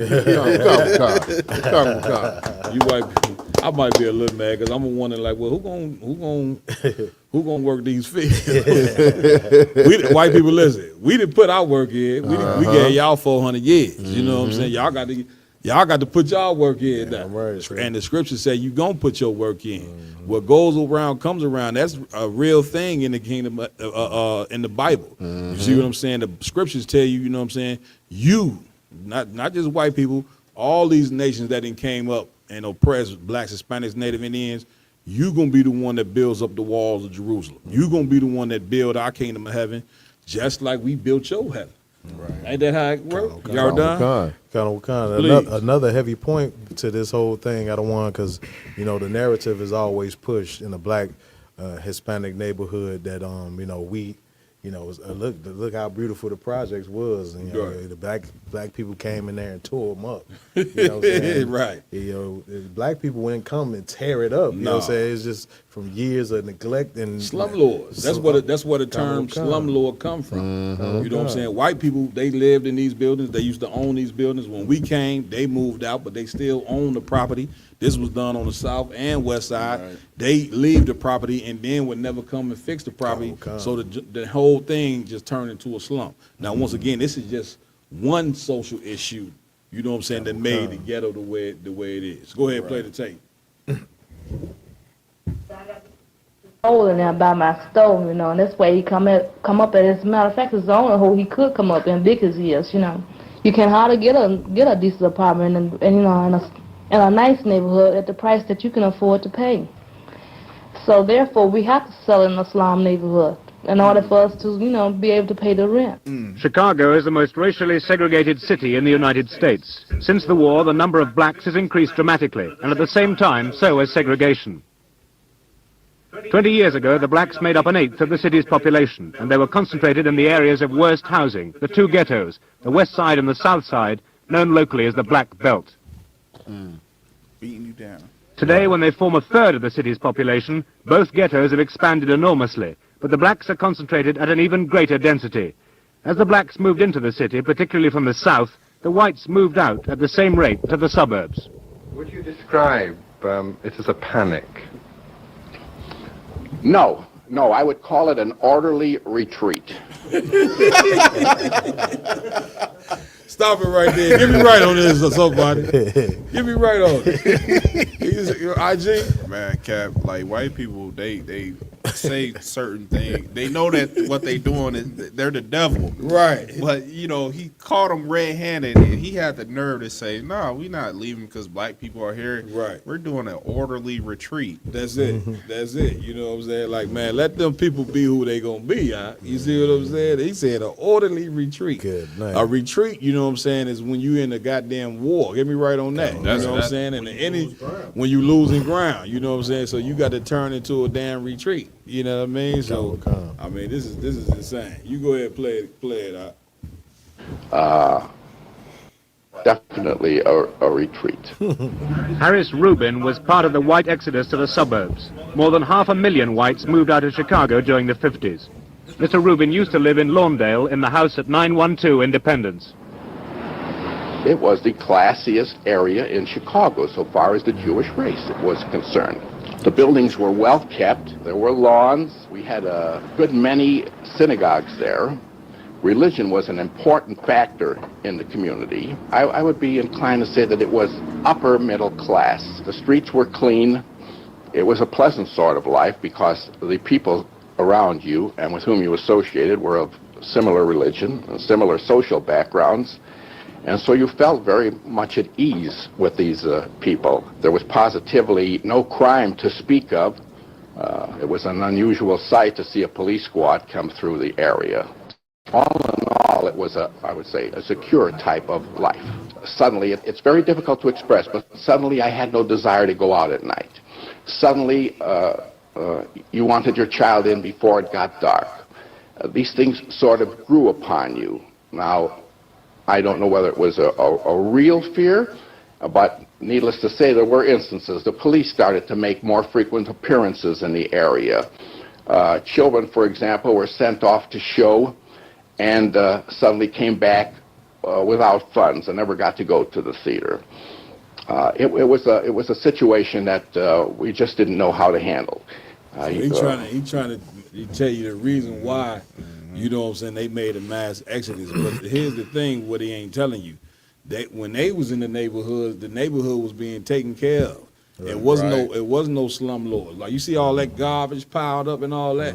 That's by design. You know what I'm saying? They garbage wasn't getting picked up, you know what I'm saying, how it was supposed to be. Once again, racism is a fabric here in America. You understand? There's a strong fabric in this place, you know what I'm saying, that has always been here. And, brother, it would never leave. Yeah, Lamont. Like what we were saying earlier is like what he said earlier in the video. The whole point is all these businesses, all these households or whatever the case may be, are owned by the white people. Right. So, of course, they're going to make sure that everything is well maintained where they're living in the vicinity. So he can't say that it's no garbage around here, no garbage around there. Yeah. The only reason it's there is because you slowly started to depart and stopped caring for the building because you never dwelled there. And two, police only arrive when people call. We don't call police on each other for real, especially not back then because the racism was so more out in the open. So it was them calling 12 more around. So him saying that is another double entendre. And the thing of it is that when you have poverty, it's going to be more crime. Right. You know what I'm saying? When they lived in the neighborhood, you know what I'm saying, the crime rate wasn't super high, you know what I'm saying, because the people were getting taken care of. Right. You see what I'm saying? They had employment, had job, they had wealth. You know, they wealth is, man, always been more far superior than ours, you know what I'm saying? But when you starve people out, you know what I'm saying, you see how poor they were, you know what I'm saying? What out the hell you gonna do to survive? You think people just gonna drop dead? Now I'm not justifying crime, you know what I'm saying, in no way, fashion, or form. But what in the hell do you expect a person to do when they being starved? Right. Y'all down? Right. Just to piggyback on what you were saying, another one, like the biggest thing is like, of course you're gonna go out and rob and steal when you have nothing to eat. You have no resources to get the things that you need. That's it. You know what I'm saying? Yeah, right. You don't have a legal means to you're gonna get to it by any means. That's it. You know what I'm saying? Go ahead, finish the tape. Another one. We are not of a people that fights, so we just up and ran, to be perfectly frank. Well, the rat problem, they try to gnaw their way up from the basement all the way up here to the second floor. And the holes in the walls, I had to plaster them up so they won't get in. I had to fight like the devil to keep them out. Well, practically every 2 or 3 days you find a new hole where they done try to gnaw their way in now. I take this instant plaster I got, and it's mixed with deadly rat poison. Now I plaster it over there, and so far they've been staying out of here. They ain't been in here yet. The roaches, they're a big problem. If you don't watch when you cook, what little cooking facility we had to cook with, you had to watch real close in your food. It might get in there somehow. My wife, like she said, she used disinfectant, roach, solutions. Like you can see you can see the disparity on this brother's face. Yeah, accountable. You see what I'm saying? Like you could tell, like man, he doing all he can just to try to hold that family together. You know what I'm saying? And that's just, once again, it's just one of the many things. You know what I'm saying, that we hells that our people was going through at that particular time. You see what I'm saying? And, you know, they came with laws that, you know what I'm saying, eventually would put that brother out that house. Yeah, you see what I'm saying? So all these different things, this is how oppression work, man. You know what I'm saying? Creating laws and creating a condition, you know what I'm saying, to totally destroy the fabric of who we were as a people. You know what I'm saying? Like we didn't get to where we are right now in America in 2025, where we basically pretty much totally destroyed. This was systematically done decade after this. Now this is the 70s. You know what I'm saying? Now, what came after the 70s? The 80s. What came in the 80s? Go ahead. The crack area. Right. They tried to, you know what I'm saying, they did so many things to us in the 70s, where in the 80s they say, well, listen, man, let's hit them with another death blow. You know what I'm saying? And all these different death blows that they didn't hit our people with, yet we are still here. Right. You know what I'm saying? And the Lord said in the Bible, you know what I'm saying, because of the Lord's mercy that we have not been consumed. And what that means is without the Most High, blacks, Hispanics, and Native American Indian, these white people would have been consumed you by now. Yeah, you wouldn't even be here. That's how much of a devil that they are. And that's how much crimes they done to us as a people, to where if it wasn't for the Lord intervening, you would be totally consumed as a people. Damn right. You understand? Go ahead, Dr. Zayab. Please.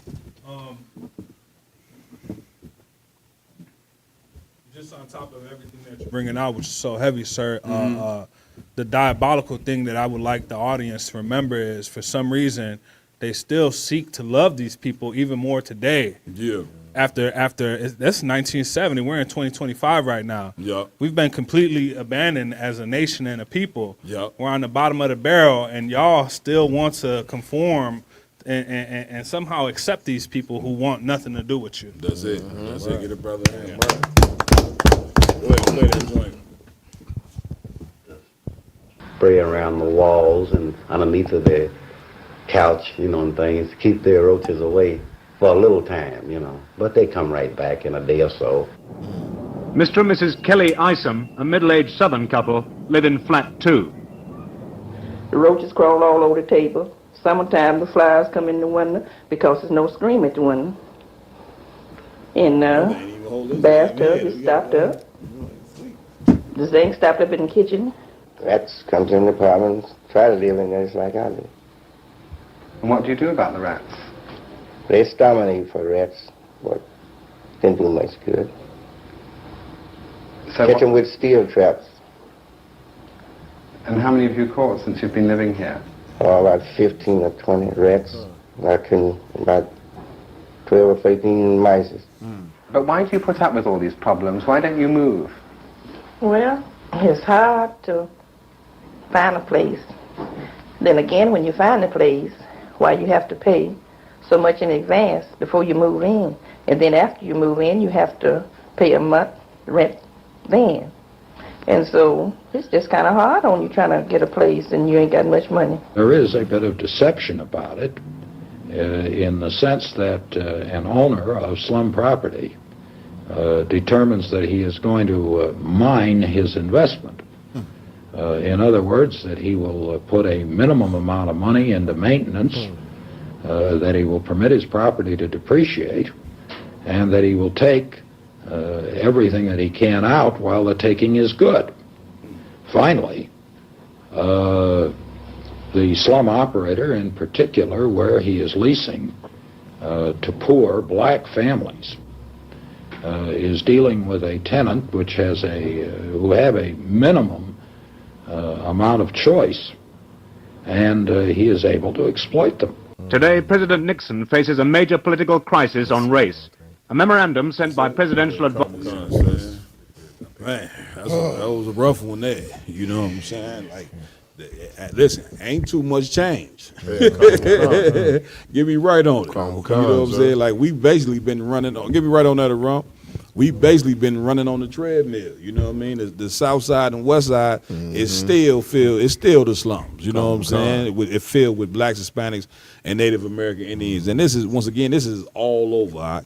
You know what I'm saying? Where till you go to these different cities, man, you could basically look and make a determination to say, basically, we've been left for dead in this place. Right. You see what I'm saying? But make no mistake, you know what I'm saying? That's why we got a king, and that's why money, you know what I'm saying? Even though we may not have the money, we may be still poor here in America, or whatever the case may be, the one thing that they can't take away from us is our soul. That's right. That's what you must remember. Even in poverty, you know, so we said this last week, even in poverty, make sure you keep your integrity. That's you know what I'm saying? Because why? One day, this hell that we live in here in America, one day you're going to wake up and it's going to be over with. And we got some stories tonight to show you that the Third World War is still around the corner.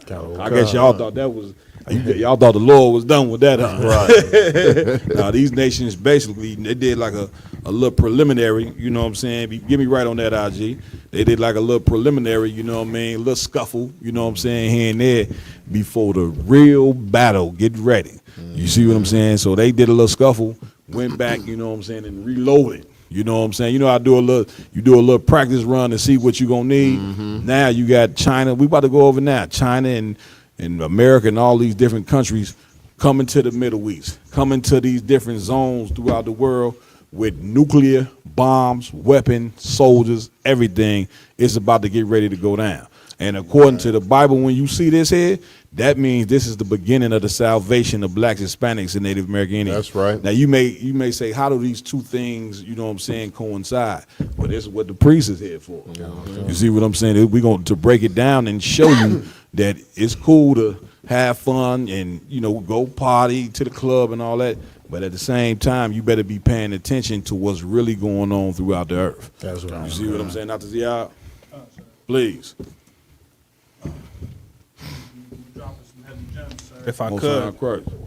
You know, and that's what makes our oppressors so diabolical, and the devil, the deceiver, the great deceiver, because while they're using all of these tactics against blacks, Hispanics, and Native Americans, they're distracting us with, you know, the rap industry, you know, drugs, alcohol, and everything else. So they got us blinded.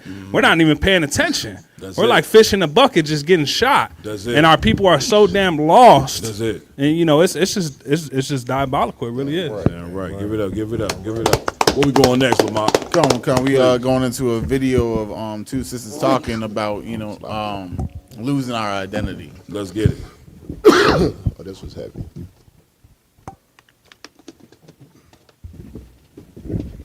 Remember when we became African Americans, because I worked in the black marketing department at Coca-Cola where we were selling Coke to our people. And the vice president came in and said, okay, we are now African Americans. We were like, alrighty, African. How you spell that again? Right. Is it 2 ways? And I heard this white woman was sitting next to me and she said to another white woman, they don't know who they are.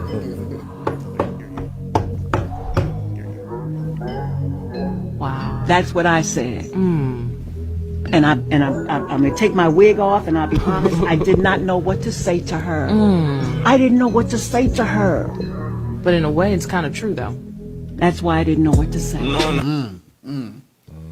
Yeah, that's the heavy part about being an American. Right. 2025. Right. And is that we still don't know our nationality before we were so-called African Americans. She said, I remember when we were given the name.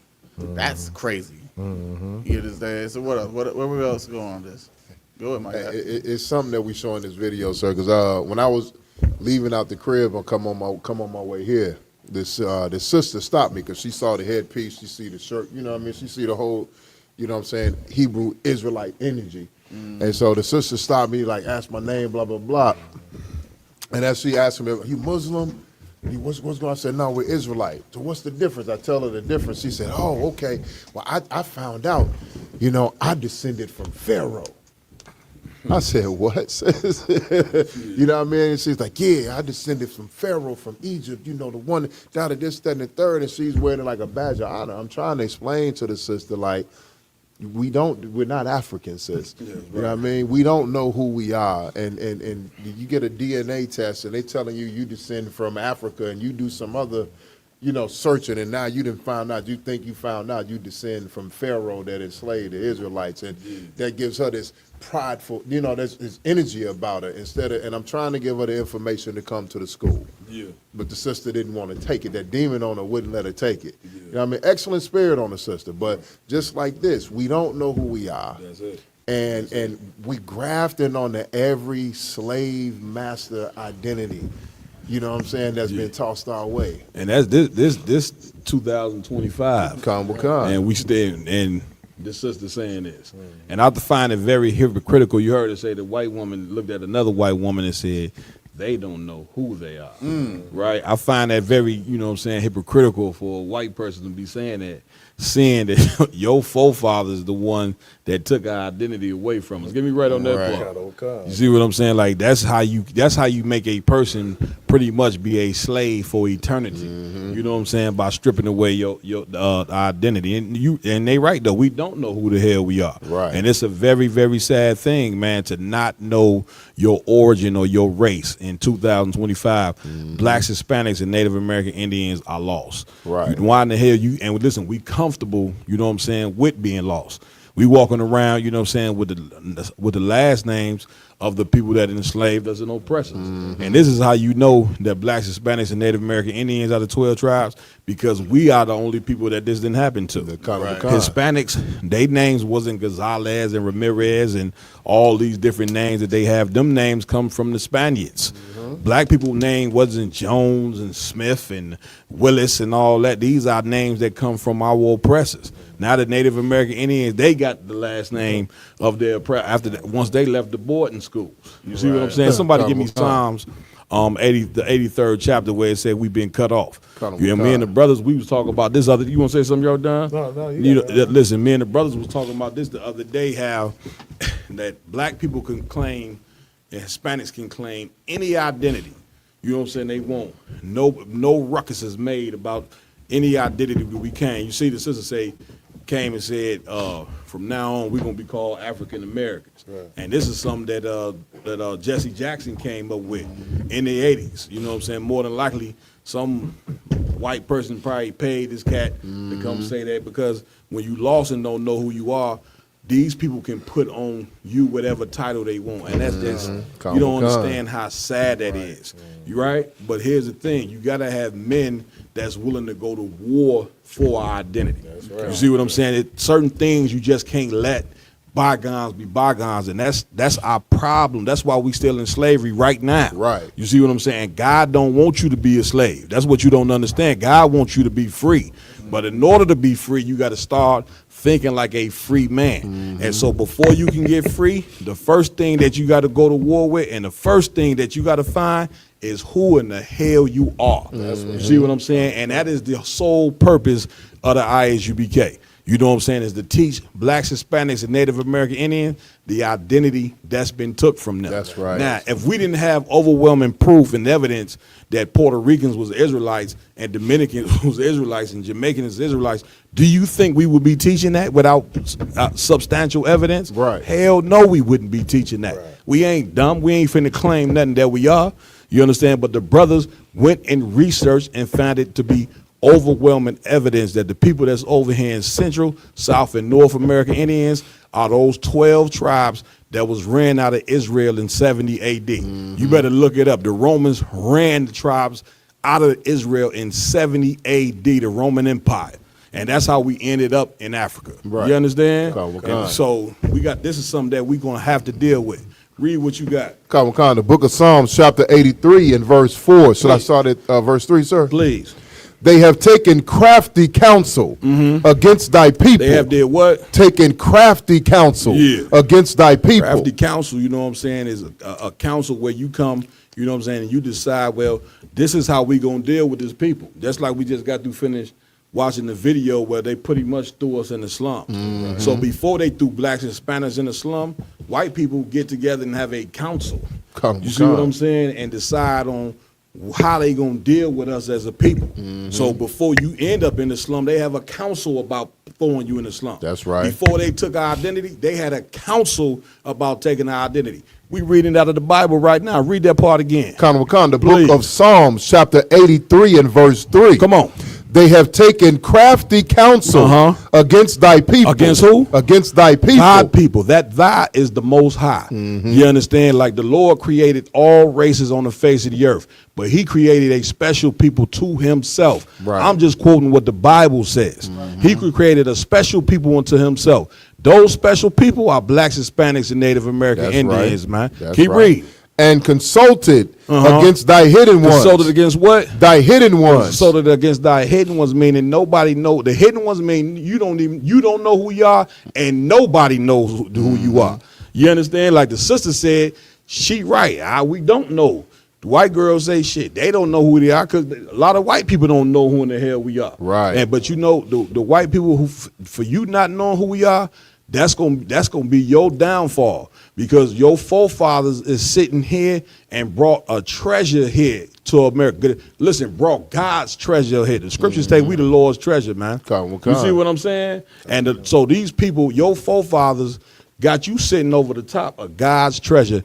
And it's what some of you white people, you so dumb you don't even know it. Right. You think that blacks and Hispanics is just some insignificant people that you able to abuse and rule over, and don't even realize that these are the chosen people of God. That's right. But listen, you're going to realize it very soon. You're going to realize it when these plagues get to coming. And this is why we have to turn back to the Most High, so white people can get the judgment that they so rightfully deserve. Right. You see what I'm saying? But as long as we continue to get high, they can't get their judgment. The long as we continue to indulge in being lesbians and homosexuality and all these things that are totally against what the Lord say to do, then these white people would never be judged. But when we turn back and serve the nigga God, you understand me good? I can go in the Bible right now and show you a scripture where it describes God as being a nigga, man. And I know that's hard for you to accept, because you cannot get white Jesus out your goddamn mind because of the terrorism, you know what I'm saying, that it took to put it in your goddamn mind. So guess what's going to be the reverse effect? You understand? The brothers teaching the word of the Lord like something with the aggressive and that we teach it with in order to get that white Jesus out of. God is not white. Christ is not white. The Jews are not white. Right. The angels are not white. They all black, Hispanic, and Native American Indian, That's man. right. That's what they are. Read on. Khan, verse 4. They have said, come and let us cut them off from being a nation. They said that do what? Come and let us cut them off from being a nation. Did that happen to blacks or did that happen to Hispanics as well? They talking about the Hispanics ain't the tribes. Right. They got cut off. We got cut off. The Native Indians got cut off. What is it to cut somebody off? Meaning you chain them up and you say, your name is no longer Yasha Allah. Your name is not Jones. Your name is not Gonzalez. I'm going to give you an identity. Right. Brother, that means that these people beat us down so bad, they said, I'm going to be your God now. You know what I'm saying? The God you had, he don't exist no more. Now I'm going to be your God. Read on. Let's get it. That the name of Israel. That the name of who? That the name of Israel. The name of who? Israel. Read. May be no more in remembrance. No more what? In remembrance. Man, listen, it was a time that Google, you would go on there and say, what happened to the tribes? It literally told you nobody knows. They changed it up now. They probably heard us talking about it and said, we need to put something in there. Right. But at one point in time, you went on there, Google said nobody knows what happened to the 12 tribes. When the Bible said, as long as you see that sun, and long as you see the sea, the Israelites going to always exist. That's You right. see what I'm saying? And because nobody knew who in the hell we were, or whatever the case may be, you had these white people claiming to be Jews and said, well, listen, since they don't know who the hell we are, we might as well claim to be a Jew. You see what I'm saying? Got the little, like they try to, come on, man. Like the Jews are the chosen people. You tell me what people on earth are more special than blacks, Hispanics, and Native American Indians. I'd like to know. I'd like to know who more special than us with all the inventions and we the flavor that make America tick. Without us, right. America will be nothing. That's right. Without us. You That's see what I'm right. saying? So this got to stop. These white people claiming to be Jews. When the scriptures say the Jews are blackened to the ground, here's the real problem. You black people are scared of your damn identity. That's right. why you go claim everything but to be from the tribe of Judah. But you can't run from who you are. Right. You are from the tribe of Judah. You can't run from that. You see what I'm saying? You're going to have to accept and be what God wants you to be. Or you're going to continue to get this stroke of ass whooping called America. You looking at these deportations, it's only going to get worse if you don't turn back to the Most High. Any more on that? All right, let's drop that. Where we going next? Come on. If we want to touch on it, it's a secondary video. Please. How, of course, the video we just watched is how we don't know our identity. Yeah. But then going on the show next is white folk do. White people know who we are and our real nationality and stuff like that, according to the Bible. Let's get it. Reason it matters that Jesus is black? Yeah, I know what you're saying. It doesn't matter. It matters, bro. We stole an entire identity from these people. There was a race that was chosen by God, okay? When God was playing this Sims game, he chose a black character, okay? Because that most closely related and identified with his personality. He wanted to be humble. He wanted to come as a meek person. Bro, the entire Bible is a redemptive story about black people. From going from last to they're going to be first, bro. It's the entire Bible is like the redemption of a race that was being used for slavery since the beginning of time. Think about this. This is why black people are superior to white people. This is why they can run faster. They have harder heads. This is why they can jump higher. They're the chosen race of God. It's so in your face, dude. The Egyptians with the cornrow hair, and now where are all our Egyptian people, bro? I don't have any Egyptian friends. I have never met an Egyptian, dude. It's like they just disappeared, dude. What happened to that whole race of people? It's black people, okay? When you read the Bible, the reason it doesn't make sense to you is because you're not replacing the word Jew or Hebrew with black person. Black people. You have the most sacred, beautiful position. You have the biggest. Right. You know what I'm saying? he spoke a little truth, but then they got to talk about the Egyptians. You know what I'm saying? Real quick, because I know we got some Kemet cats watching. You know what I'm saying? We are not Egyptians at all. The Egyptians are Africans. You know what I'm saying? Right now, I believe what part of Africa they ran to? The Sudan. Sudan. They over there, Sudan. Them big cone head. You know what I'm saying, motherfuckers? That ain't us. You know what I'm saying? We the Israelites. You know what I'm saying? That was living on the west coast part of Africa. You know what I'm saying? Where the map it used to say on the map, the land of Negroes. You know what was Negro land? Negro land. You understand? And the Hispanic tribes, they left the Assyrian captivity and came to the Americas before the tribe of Judah, Benjamin even came to the Americas. They was already here. That's why you would hear a lot of black people say, well, we was already here. Yeah, we was already here because the 9 tribes that went into the Assyrian captivity came here way before 1492. They was here had societies built in there and all of that. You see what I'm saying? But of course they came here and lost their way.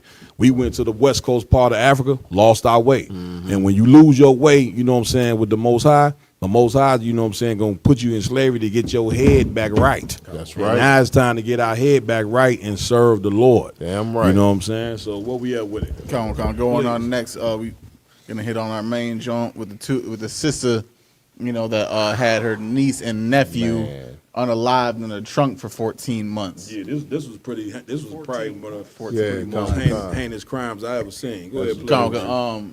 Of course, we don't have the real footage. That they started taking a lot of it down. So No this doubt. is a recap of someone on TikTok giving a recap of the That's situation. fine. That's fine. Her car for 14 months. The dead Not bodies you were ain't in got no her phone. car for 14 I seen you drop your consecutive pebble, man. months. The woman got pulled over by Assault. the police, and they made her go into her car to get anything out that she needed to get out because they were going to tow her car. Okay? And as she was pulling things out, she did ask the officer, like, are you guys going to have to take things out of my car, or like, can I take it out? They're like, oh, we're gonna search your car, like we're going to do that, but we're gonna allow you to get the things that you want out your car. Mind you, this lady sat there and she told the police officer that she was talking to that they were gonna see her name on the news tonight. Now the police officer didn't think nothing of it at the time, but he definitely kept it in mind because when it came to her getting her shit out of the car, they started to smell a smell that probably was familiar to a police officer. So he's asking her, ma'am, what is that smell? She keeps telling the cops that it's old clothes, it's dirty blankets. And they're not convinced. And they're really now trying to see what the fuck is going on. Especially after that comment she made. So at this point, she pulls out this really, really big bag. And it was wrapped in a whole bunch of plastic, like garbage bags or a tarp or something. So the officers call for backup. So now there's mad officers, cars, and all of that shit because they're sensing, this lady is on some shit. And when they cut open the bag for her, because she couldn't get it open all by herself, when they cut open the bag, the smell is getting worse. She lets them know there's going to be bugs and maggots on it because they're old, dirty clothes, and we live out of hotels, her kids, or whatever. So, that's why they have so much bags and blankets. They see a suitcase. They asked her, what's in that suitcase? She's like, oh, it's blankets, my husband's blankets or something, or some of my husband's old stuff, something, right? At this point, they are done with her fuckery, and they are looking like, open that suitcase up, open it up right now. They're done playing with her. They're done. So she goes and she's opening it up. He just sent it to you. No, you can keep going while you do that. To why you. They're like, pull that out, open that up, pull that out.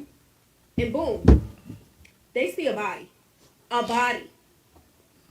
Now, as they're seeing this and they're in disbelief, the lady tries to run off. To find out there was a 5-year-old in the suitcase and I believe a 7-year-old in the suitcase.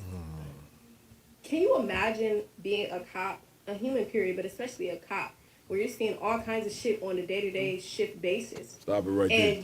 Did they ever say did they ever find out how the children got killed? Come on, sir. Yeah, because my rib had showed this to me, and I was looking through the text message. You can drop this one, and y'all can just get the other one ready. Go ahead, they have taken the videos down, sir. So there was a video I came across of the police interrogating her. So the police asked, because the oldest one, I think the oldest one, how did she ended up unalived? And she said, the girl was screaming, and she said, I hit her, and she fell. First she said she fell and hit the ground. So she was like, well, how did she fall off a couch? Did she fall off a chair? What did she fall from? She said she was standing there, and she fell and hit the ground was really hard. She hit her head. She said, well, how did she fall? She said, I hit her. She said, but I didn't hit her that hard. I didn't hit her that hard. Yeah. And the cop asked, he said, well, he asked the sister, well, how did you hit her? Yeah. And she did like this. Yeah, well, I watched the video, you know what I'm saying, and when I watched it from the beginning to the end, you know what I'm saying, for those of you who may not be familiar with this story, these sisters, they was riding around, I think this was Baltimore. I believe so, sir. Baltimore, they was riding around with, in the trunk of their car with 2 dead bodies get pulled over by the cops. The stench was so strong, but one thing I noticed as the cops was talking to both of these sisters, they both was mentally ill. Yeah, you see what I'm saying? Somebody give me been stricken with madness. You know what I'm saying? Like, once again, when you live in a place like America, man, this ain't the place where you gonna get, you know what I'm saying, be healthy mentally. You know what I'm saying? And we've been in this place for so long that's what this is a case of our women, you know what I'm saying, where they done got this mental illness and it just continues to happen, you know what I'm saying, from not being taught the truth. You know what I'm saying? Us trying to become American, like this is the ending result of that right here. You know what I'm saying? With she riding around with 2 babies in the damn car, you know what I'm saying, that she didn't kill. You know what I'm saying? For who knows? You know what I'm saying? You was gonna finish explaining exactly how they got killed? Yeah, Con. Please, so we can get to the video. So the little girl, basically, the little girl was crying. Now, this sister was. It turns out they did the autopsy.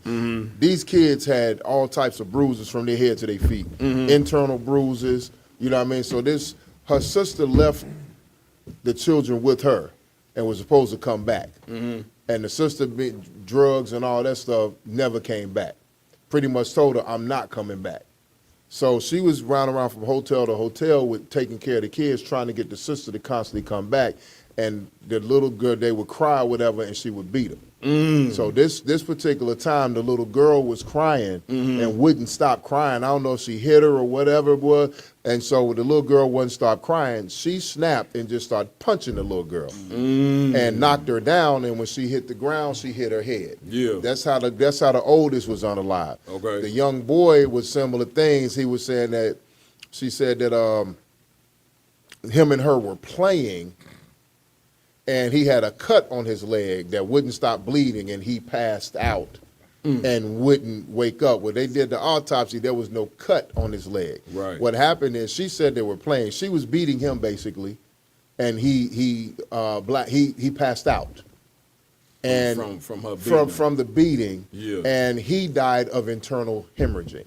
Lord have mercy, Jesus. And these were her children? No, these were her niece and nephew. So where was the parents at? The mother had, so the mother wanted to go out and party. Right. So she called her to babysit. Okay. And never came back. For 14 months? So she said she constantly called the mother. The mother at one point wasn't answering the phone. Then she finally got in contact with the sister. Yeah. And the sister said, no, I'm not coming back. You got them. Yeah, listen, man, this is why we got to be fixed, Doc. Like, you see how we watched that video about how they created the slums, but then what about the social things that they did as well? Namely, you know what I'm saying, creating that system of a broken family. So think about it. You got the poverty, you got the broken family. Then you came in the '80s with the drugs. You came with they came with the high imprisonment. You know what I'm saying? Then the number one drug of it all that y'all probably, you ain't gonna even think that this is the cause, but this is the cause. The Christian church. That's right. The Christian church is the problem. You know what I'm saying? That takes all the confusion and all the destruction and just makes it 10 times worse because they in there justifying being wicked. Right. And they ain't teaching you the truth in order for you to get healthy. You see what I'm saying? So now we running around here in this place sick. We just got through going through the video with Gorilla Hebrew. Right. That brother is sick. A majority of our people sick being in this place. Scripture say that we sick in Isaiah the 1st chapter. Mental illness. Read for me the one where we say it'll be stricken with Con, madness. with You know, Con. I I got it, sir. Read that, my It's the book of Deuteronomy, chapter 28 and verse 28. Come on. The Lord shall smite thee with madness. Read verse 15 real quick. 15, Con with Con. And read 28. This is the book of Deuteronomy, chapter 28 and verse 15. Come on. But it shall come to pass, if thou wilt not hearken unto the voice of the Lord thy God. Thou will not what? Hearken unto the voice of the Lord thy God. First 14 verses is the Lord saying the blessings we would have from listening to the Lord our God. The listen part is keeping the law, statutes, and commandments that we keep running from. You see what I'm saying? The 15 on down, all the way to 68, I believe, is all the curses, you know what I'm saying, that we will suffer. And you know how black people during this day and time around one, get me right on this, they talk about what?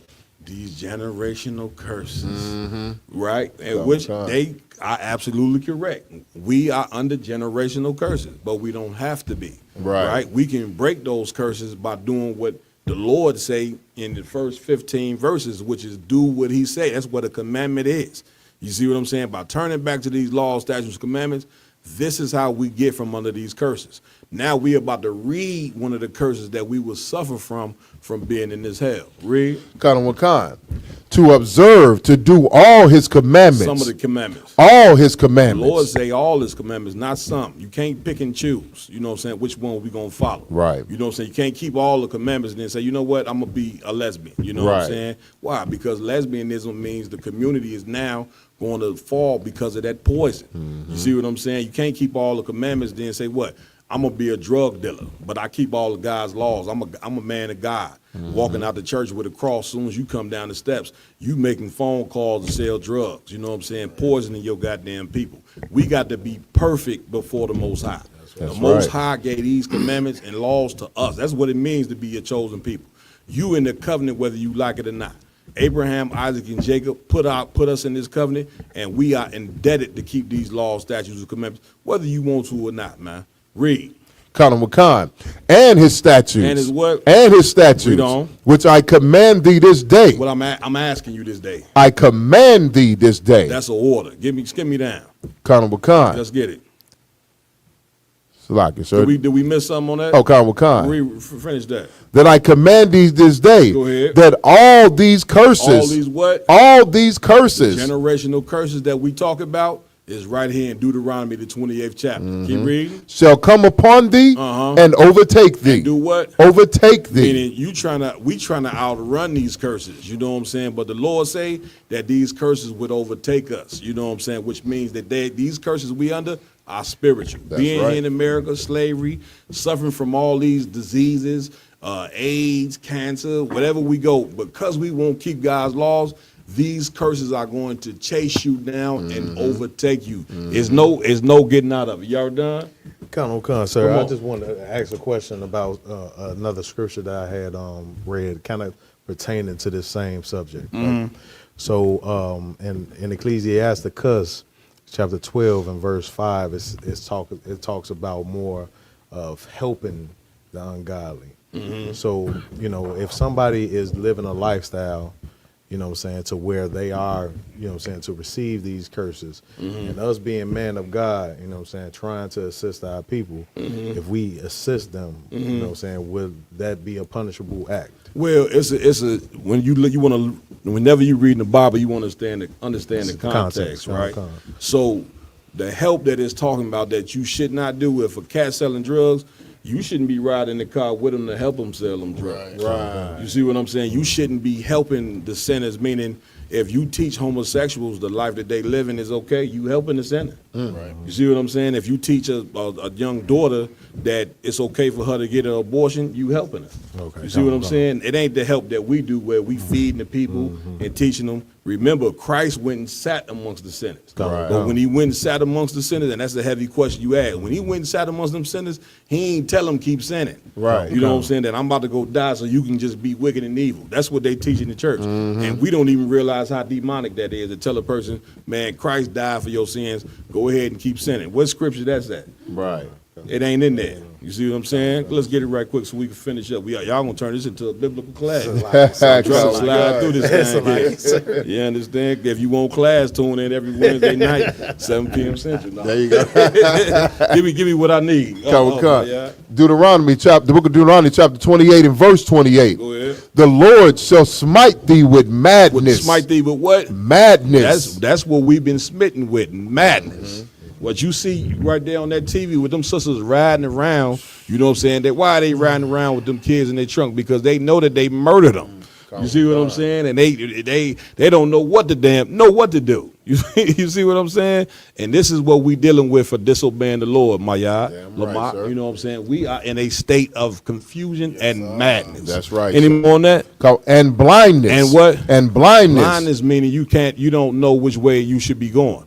We were until 1969, we didn't know what direction we were supposed to be going with as a people. Any more on that? An astonishment of heart. And a what? Astonishment of heart. Astonishment of heart meaning you are so blown away by the condition that you live in that you are astonished. You know what I'm saying? You walk out them doors and see the condition of your people, you are left in astonishment because of it, man. But we could change that situation, and we're going to do it right here in the Israelite School of Universal and Practical Knowledge. Damn right, sir. Roman, while you had your hand up, priest, let's go. What's next? Did you want to do the video, or do you want to move on to the next? Let's move on. Come on, as you stated earlier, we have World War III, in the mix or whatever the case may be. We got to make sure we get this before we jump out of the podcast. So we got a new World War III update. You understand? Going on. The last one. We can. We have like 3 or 4 more other than this, so we can of course touch on whatever we want to touch on now or later. We can make this the last one. Come on. So World War III. The what? Whatever y'all say, I'm gonna say kind of one kind. To the brother over there. I can say kind of one kind of my man. Shit, what's wrong with y'all? You right.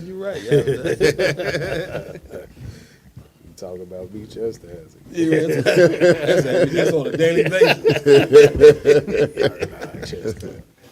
Hands launching one of the world's largest joint military drills. This comes at a time when tensions between the United States and Russia have increased to heights unseen since the Cold War. Beijing and Washington are locked into a fierce trade war. Here's a report.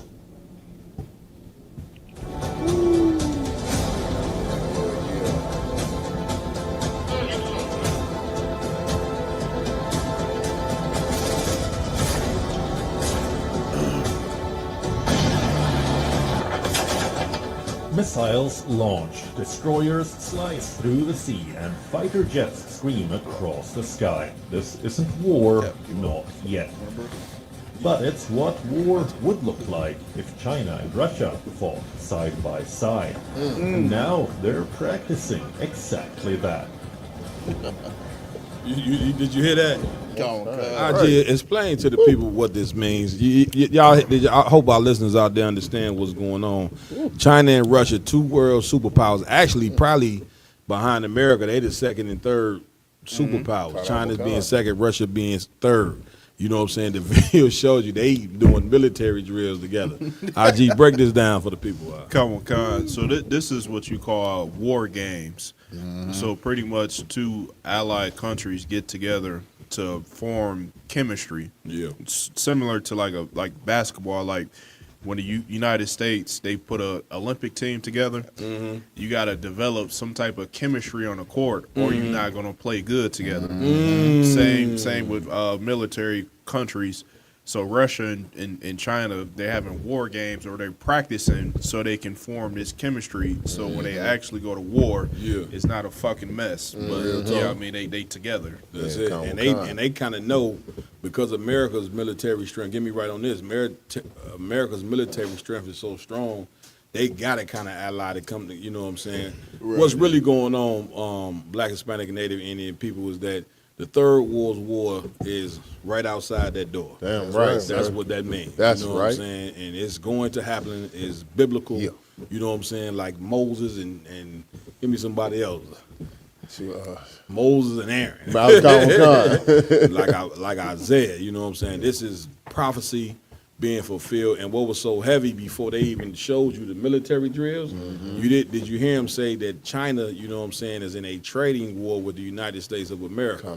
You see what I'm saying? That's the whole thing with BRICS. If you ain't heard of BRICS, look it up. You know what I'm saying? It's a bunch of countries that's allies that's pretty much ready to challenge the U.S. dollar. You know what I'm saying? And that U.S. dollar get challenged, you know what I'm saying, and it started to tank, you know what I'm saying, because the BRICS dollar, like the dollar, meaning U.S. dollar hit BRICS, and you might see it going like this, you know, and that's really what the war is surrounding. There's a lot of get me right on this, a lot of the financial things that's going on throughout the earth. You see what I'm saying, IJ? Same thing that happened in World War II. It was a financial fight before it became a military fight. That's it. Same thing that's happening with World War III.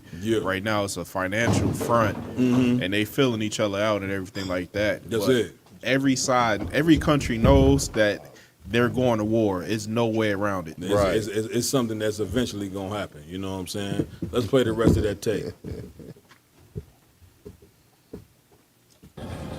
Over thousands of troops, dozens of warships, submarines and aircraft from both countries gathered for massive joint military drills in the Sea of Japan, a region bristling with geopolitical tension.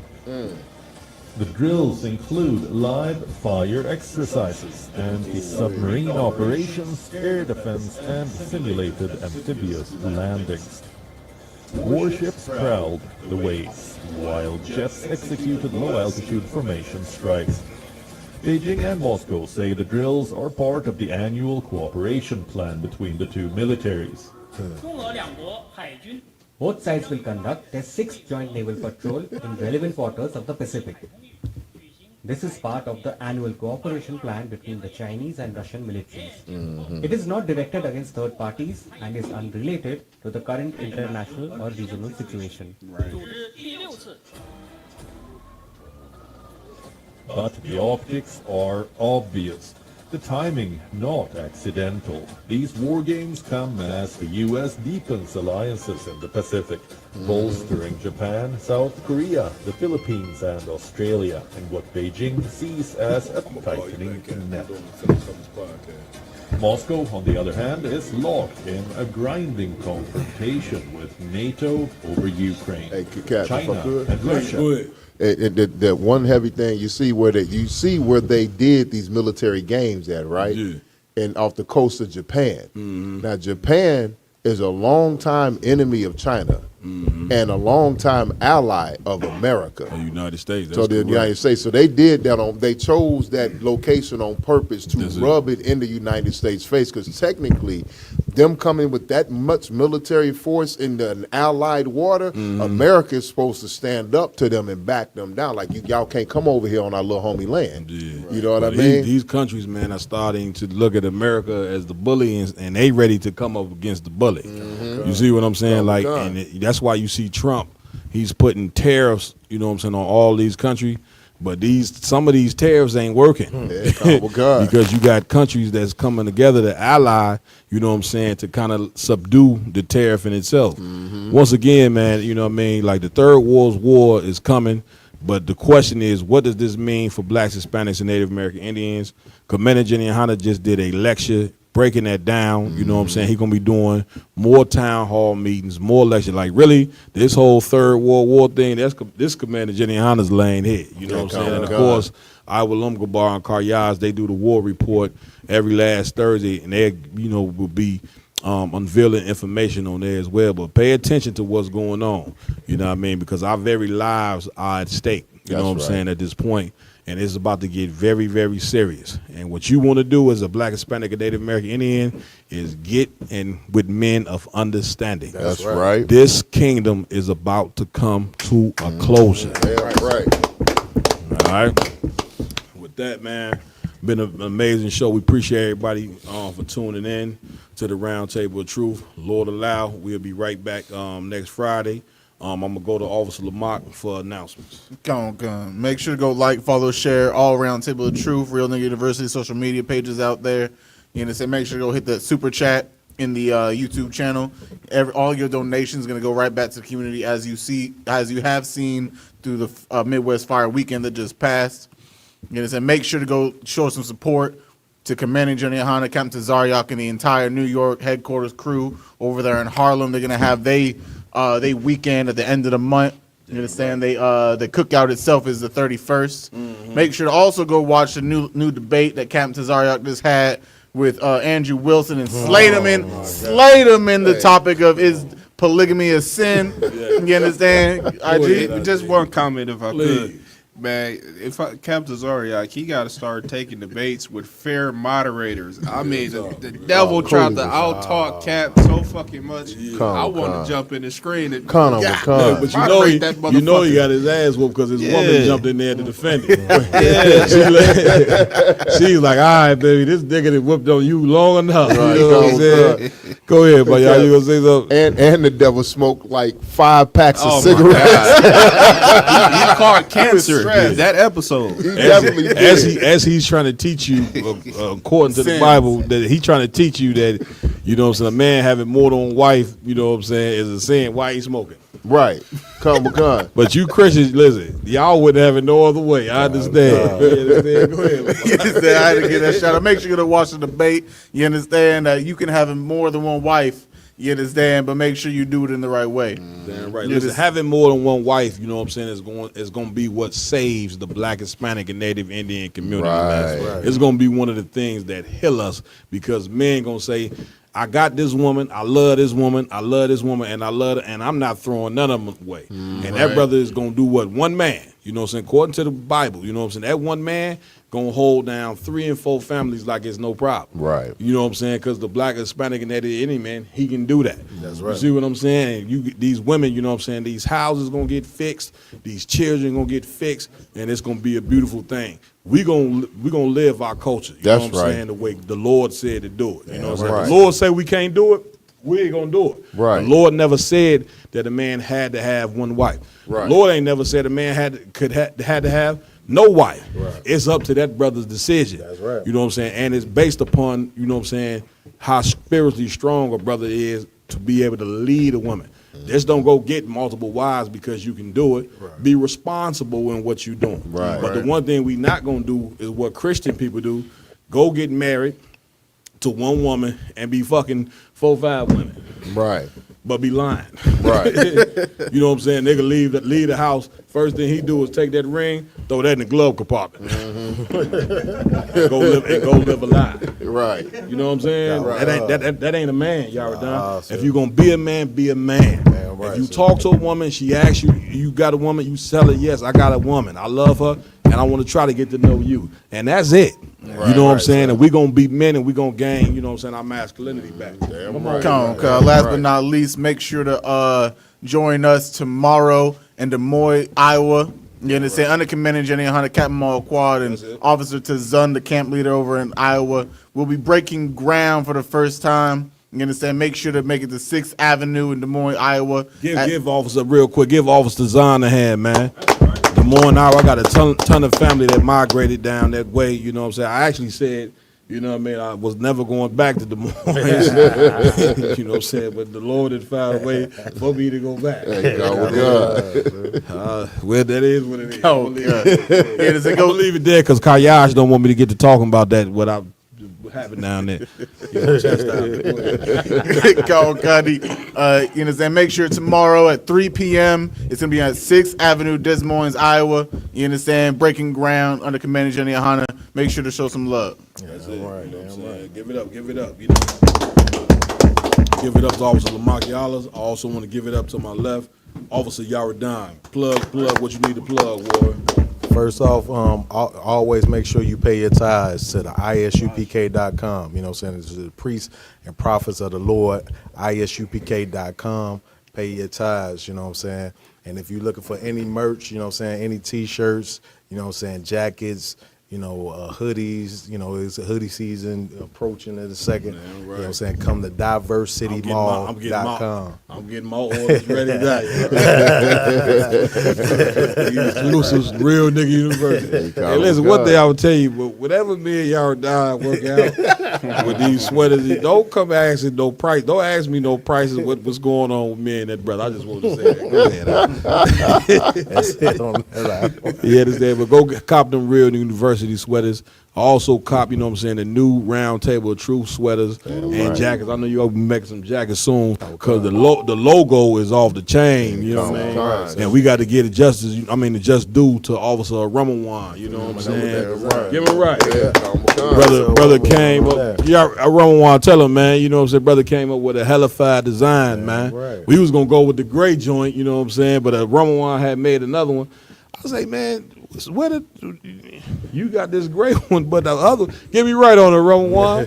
I say, man, this one right here look like the one. That's the one. And that's the one, you know what I'm saying? So if you want these T-shirts, and Yaradon got all type of gear, you can go on that joint, you know what I'm saying, and decide what you want.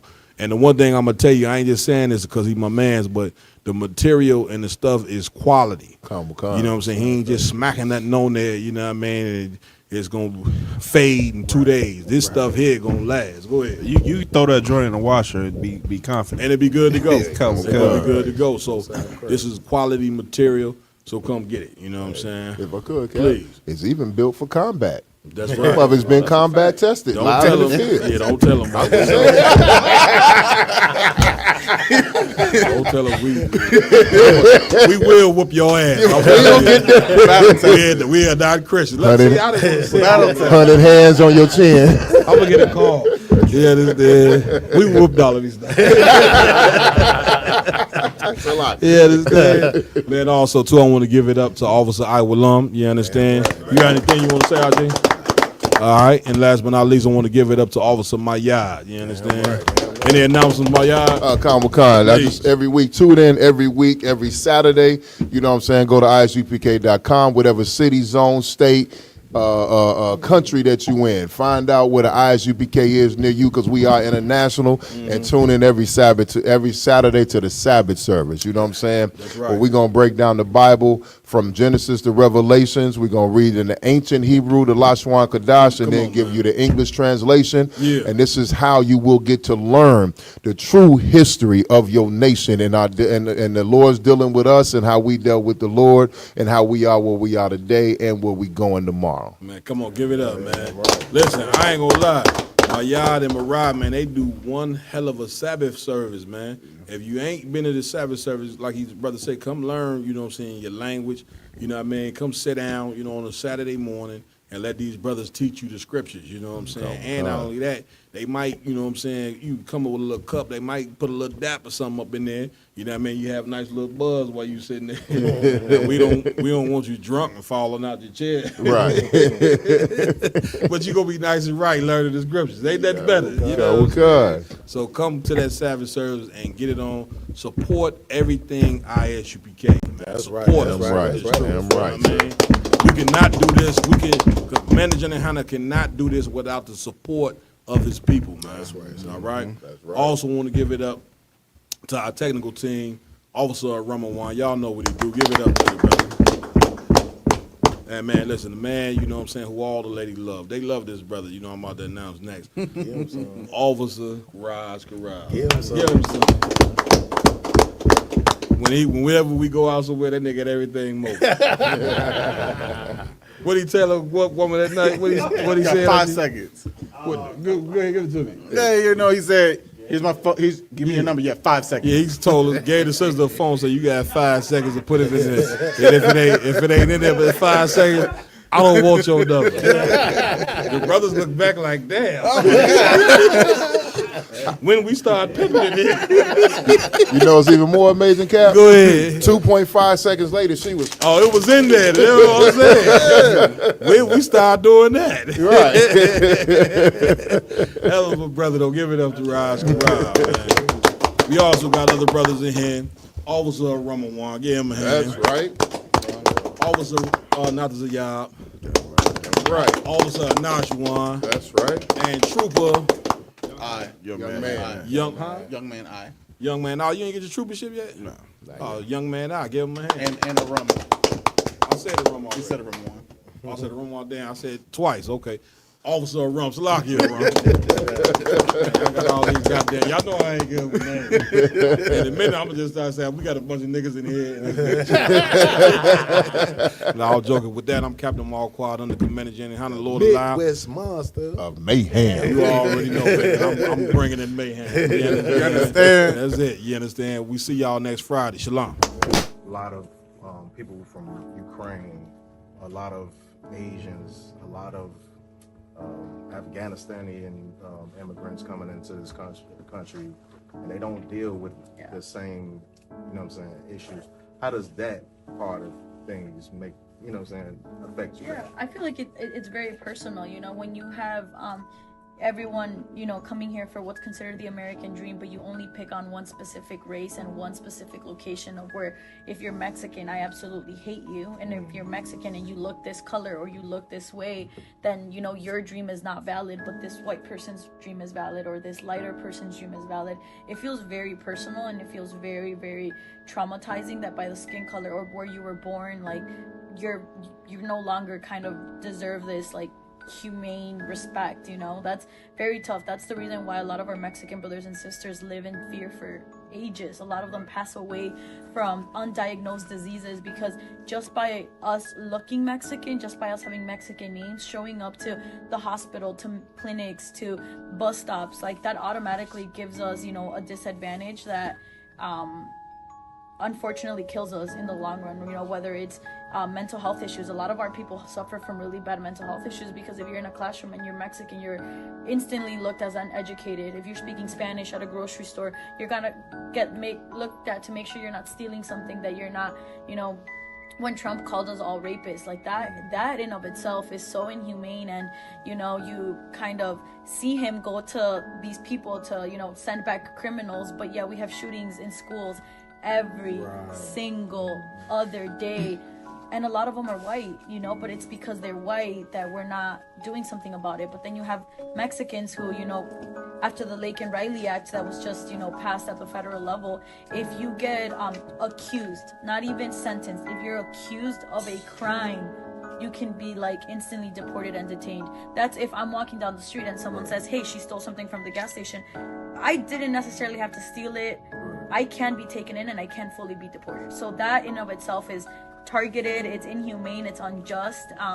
And I think, I think that Trump hates Mexicans because I feel like he sees the power that Mexicans hold, and he sees how much Mexico helps this country, and I think he wishes that this country could run without Mexicans, and he wants to prove that, you know, Mexicans don't really hold the power. But I think he knows that a lot of Mexicans, like I said, grow your crops, run your businesses, and have a lot of, you know, very, very educated people, and that's why he's scared, and that's why he targets us. But you know, we're here, and I think we're not gonna go anywhere. We have too many deep-rooted